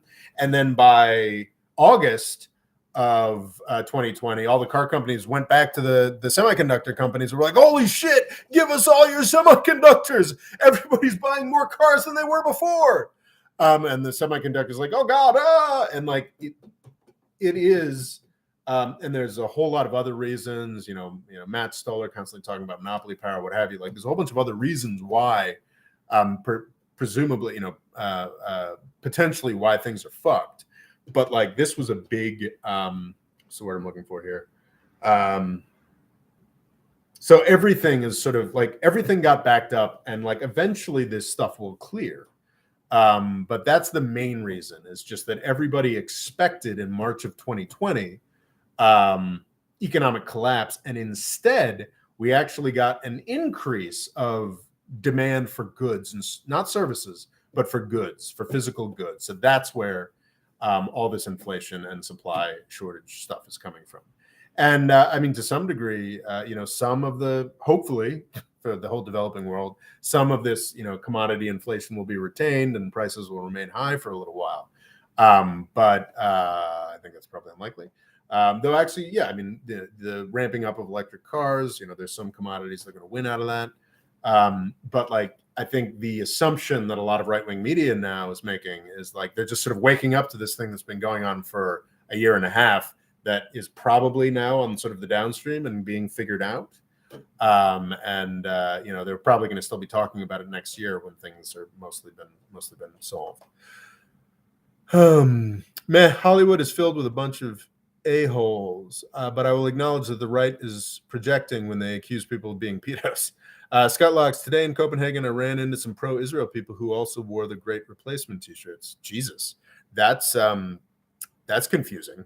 A Great Replacement, of course, being a famously anti-Semitic conspiracy theory. Local stream. Unfortunately, when it comes to Afghanistan, the Taliban has decided to ban foreign currency, meaning they'll get the blame for their economic crash. I think there's some truth to that, unfortunately. Fadal, unsurprising, you'd be shocked at how many Hindutva are pro-Afrikaans rights. Jesus Christ.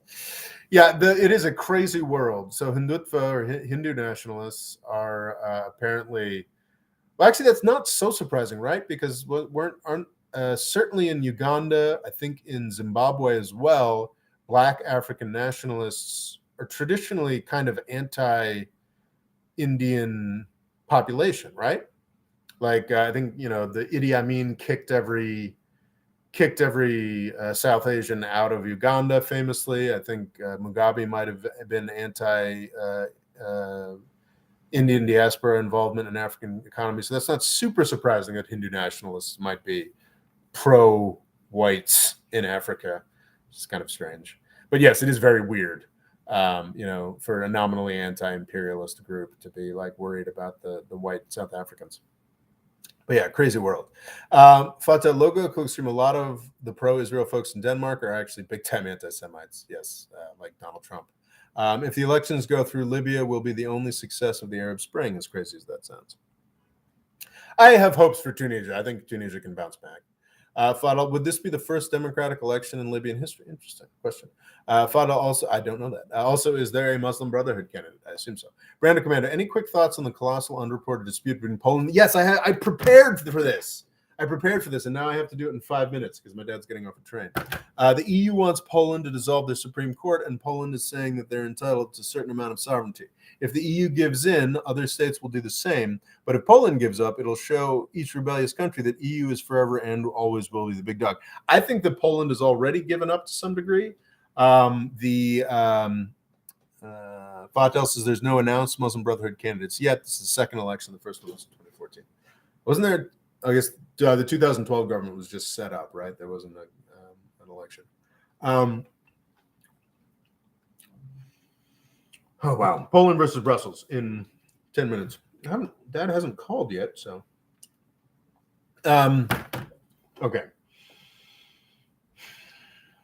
I have more sympathy for Poland than certainly than the New York Times does. You have to understand is that Poland, certainly the richest in this class, but Poland is a post-colonial country in a very real way. It was an independent, powerful country until 1792, and then had no real independent existence until like 1989. There was, in the interwar period, there was an independent Polish republic. It had a history. It was real. So yeah, there was in the 1920s and 1930s, there was an independent Poland. But with that interim, like from 1792 to 1989, it was a completely subjugated country. It made a deal with the EU that it's extraordinary amount of money that Poland has gotten out of the EU. What I didn't realize is like one of the things that's being withheld from the EU that is forcing it to knuckle under in this dispute with the European Union is $41 billion. This is from a New York Times article. $41 billion is the Polish stake in the bailout, which is just like, that's a lot of fucking money. $41 billion would be a completely transformative amount of money for Tunisia. That is more money than Tunisia has been loaned by outside actors in the 10 years since the Arab Spring. That's $41 billion, a grant to Poland in a year. So that gives you the stakes of the handouts that Poland is getting. But it is a post-colonial country. Like, it is a country that is interested in asserting itself. And I do think that the EU's approach to Poland attempting to set up its own court system are heavy-handed and I won't say stupid, but I think they are I think there should be more EU understanding of Polish demands and interests in self-determination. Let's see, what did I want to say in this? So yeah, I think it's key to point out, like, I find that a lot of even like the New York Times articles are really like vague on like, the Polish government wants to discard the rule of law. Well, it's like, no, like the Polish government wants to redo its court system, like in the context of like a constitution, an independent constitution that is barely 30 years old at this point. Like, the fact that the Polish want to do things in ways that are slightly different and have a different conception of the rule of law than the rest of Europe does not strike me as something that the EU should be phenomenally involved with. So I am more sympathetic to Poland than most, I think, on this. However, like, Poland, as is often the case, is overreacting. I think there's comparison made in links I put below talking about how the German government and the German courts actually have issues with the EU over the past year related to the bailouts. Certain German courts are saying that the EU-wide bailouts that, of course, Germany is primarily going to be paying for are unconstitutional or problematic. But what the Polish courts were doing is basically saying to the European Union, I think in probably a more extreme way than was necessary, essentially saying that, oh, actually, Polish courts predominate here. Like, this is a really basic thing. I think it's much akin to, I think, was it Loga who's bringing this up in the Discord chat? Like some town in California was like, we're declaring independence for the purposes of COVID. We refuse to do anything that relates to California statewide or federal government mandates, which is just like, no, you can't fucking do that. Like, and I think the Polish court was doing things that were not necessary here. Like, the European Union and the European Court of Justice is not a heavy hand. Like, Poland could probably have found a way to go ahead and do whatever the fuck it wanted without going this far out over its skis. And without, creating this level of crisis. And I think the Polish prime minister already recognizes this with the threat of $41 billion being withheld. And my understanding is that the particular thing that prompted this ECJ and Polish court dispute has already been walked back a little bit. But like, it's just, I don't know. I think that Poland's attempt to govern itself should be given a little more respect, because it's something that, and you see the same dynamic with like Spain and Catalonia, but like, it's disrespect for Poland and its legitimate rights to self-determination leads to disproportionate and excessive acts like Poland stating that EU law doesn't apply here. It becomes, and it has the risk of accelerating out of control. That's sort of what I have to say about the Poland thing. The Poland versus Belarus is also on the list. Ongoing craziness. I did not realize the EU has put fairly serious sanctions on Belarus. And you know what? I know this may seem a little hypocritical, but I support them because of that crazy fucking thing. Belarus hijacked, the Belarusian government hijacked an airplane in May of 2021. Do I think that the Belarusian economy should be permanently crushed? These sanctions should last forever? No. But I do think that the EU's response to attempts to crush the Belarusian economy, I think in an attempt to get Roman Protasevich, the Belarusian journalist that the Belarusian government hijacked a plane to kidnap, I think that may be a proportionate response. Belarus has very little that they can do about this, so they are actually forcing Afghan migrants across the border into Poland and Lithuania, which is a deeply fucked up thing. Poland and Lithuania, of course, famously unwelcoming to migrants. There's Malta had pointed out that there is a weird, Poland isn't interested in working with Frontex, the sort of developing an entity that I think is probably, the Frontex is the frontier authority for the European Union, that I think is probably going to be the leading edge of, a real European military force and the integration of the EU. Poland's not interested in working with them, which is, interesting. Oh man, I had prepared so much on the Poland Brussels thing that I've run through very quickly. But yeah, it's an interesting question with Poland, and I would like to dive into it more Poland versus the EU, because I think we're now in a point where both Poland and the EU are forcing each other into more extreme actions that yield the possibility of really impacting the continued existence of the Polish relationship with the EU. I think in the final analysis, no, I don't think it's about to blow up. Poland just takes too much money from the EU and is too reliant on it for it to blow up at this point. But yeah, I mean, it is significant. It is kind of a big deal. So yeah, that's what I have to say about that. And yeah, we are at 2 hours and 10 minutes. I think my dad is arriving at a train about a 10-minute walk away. So I think let me finish the comments.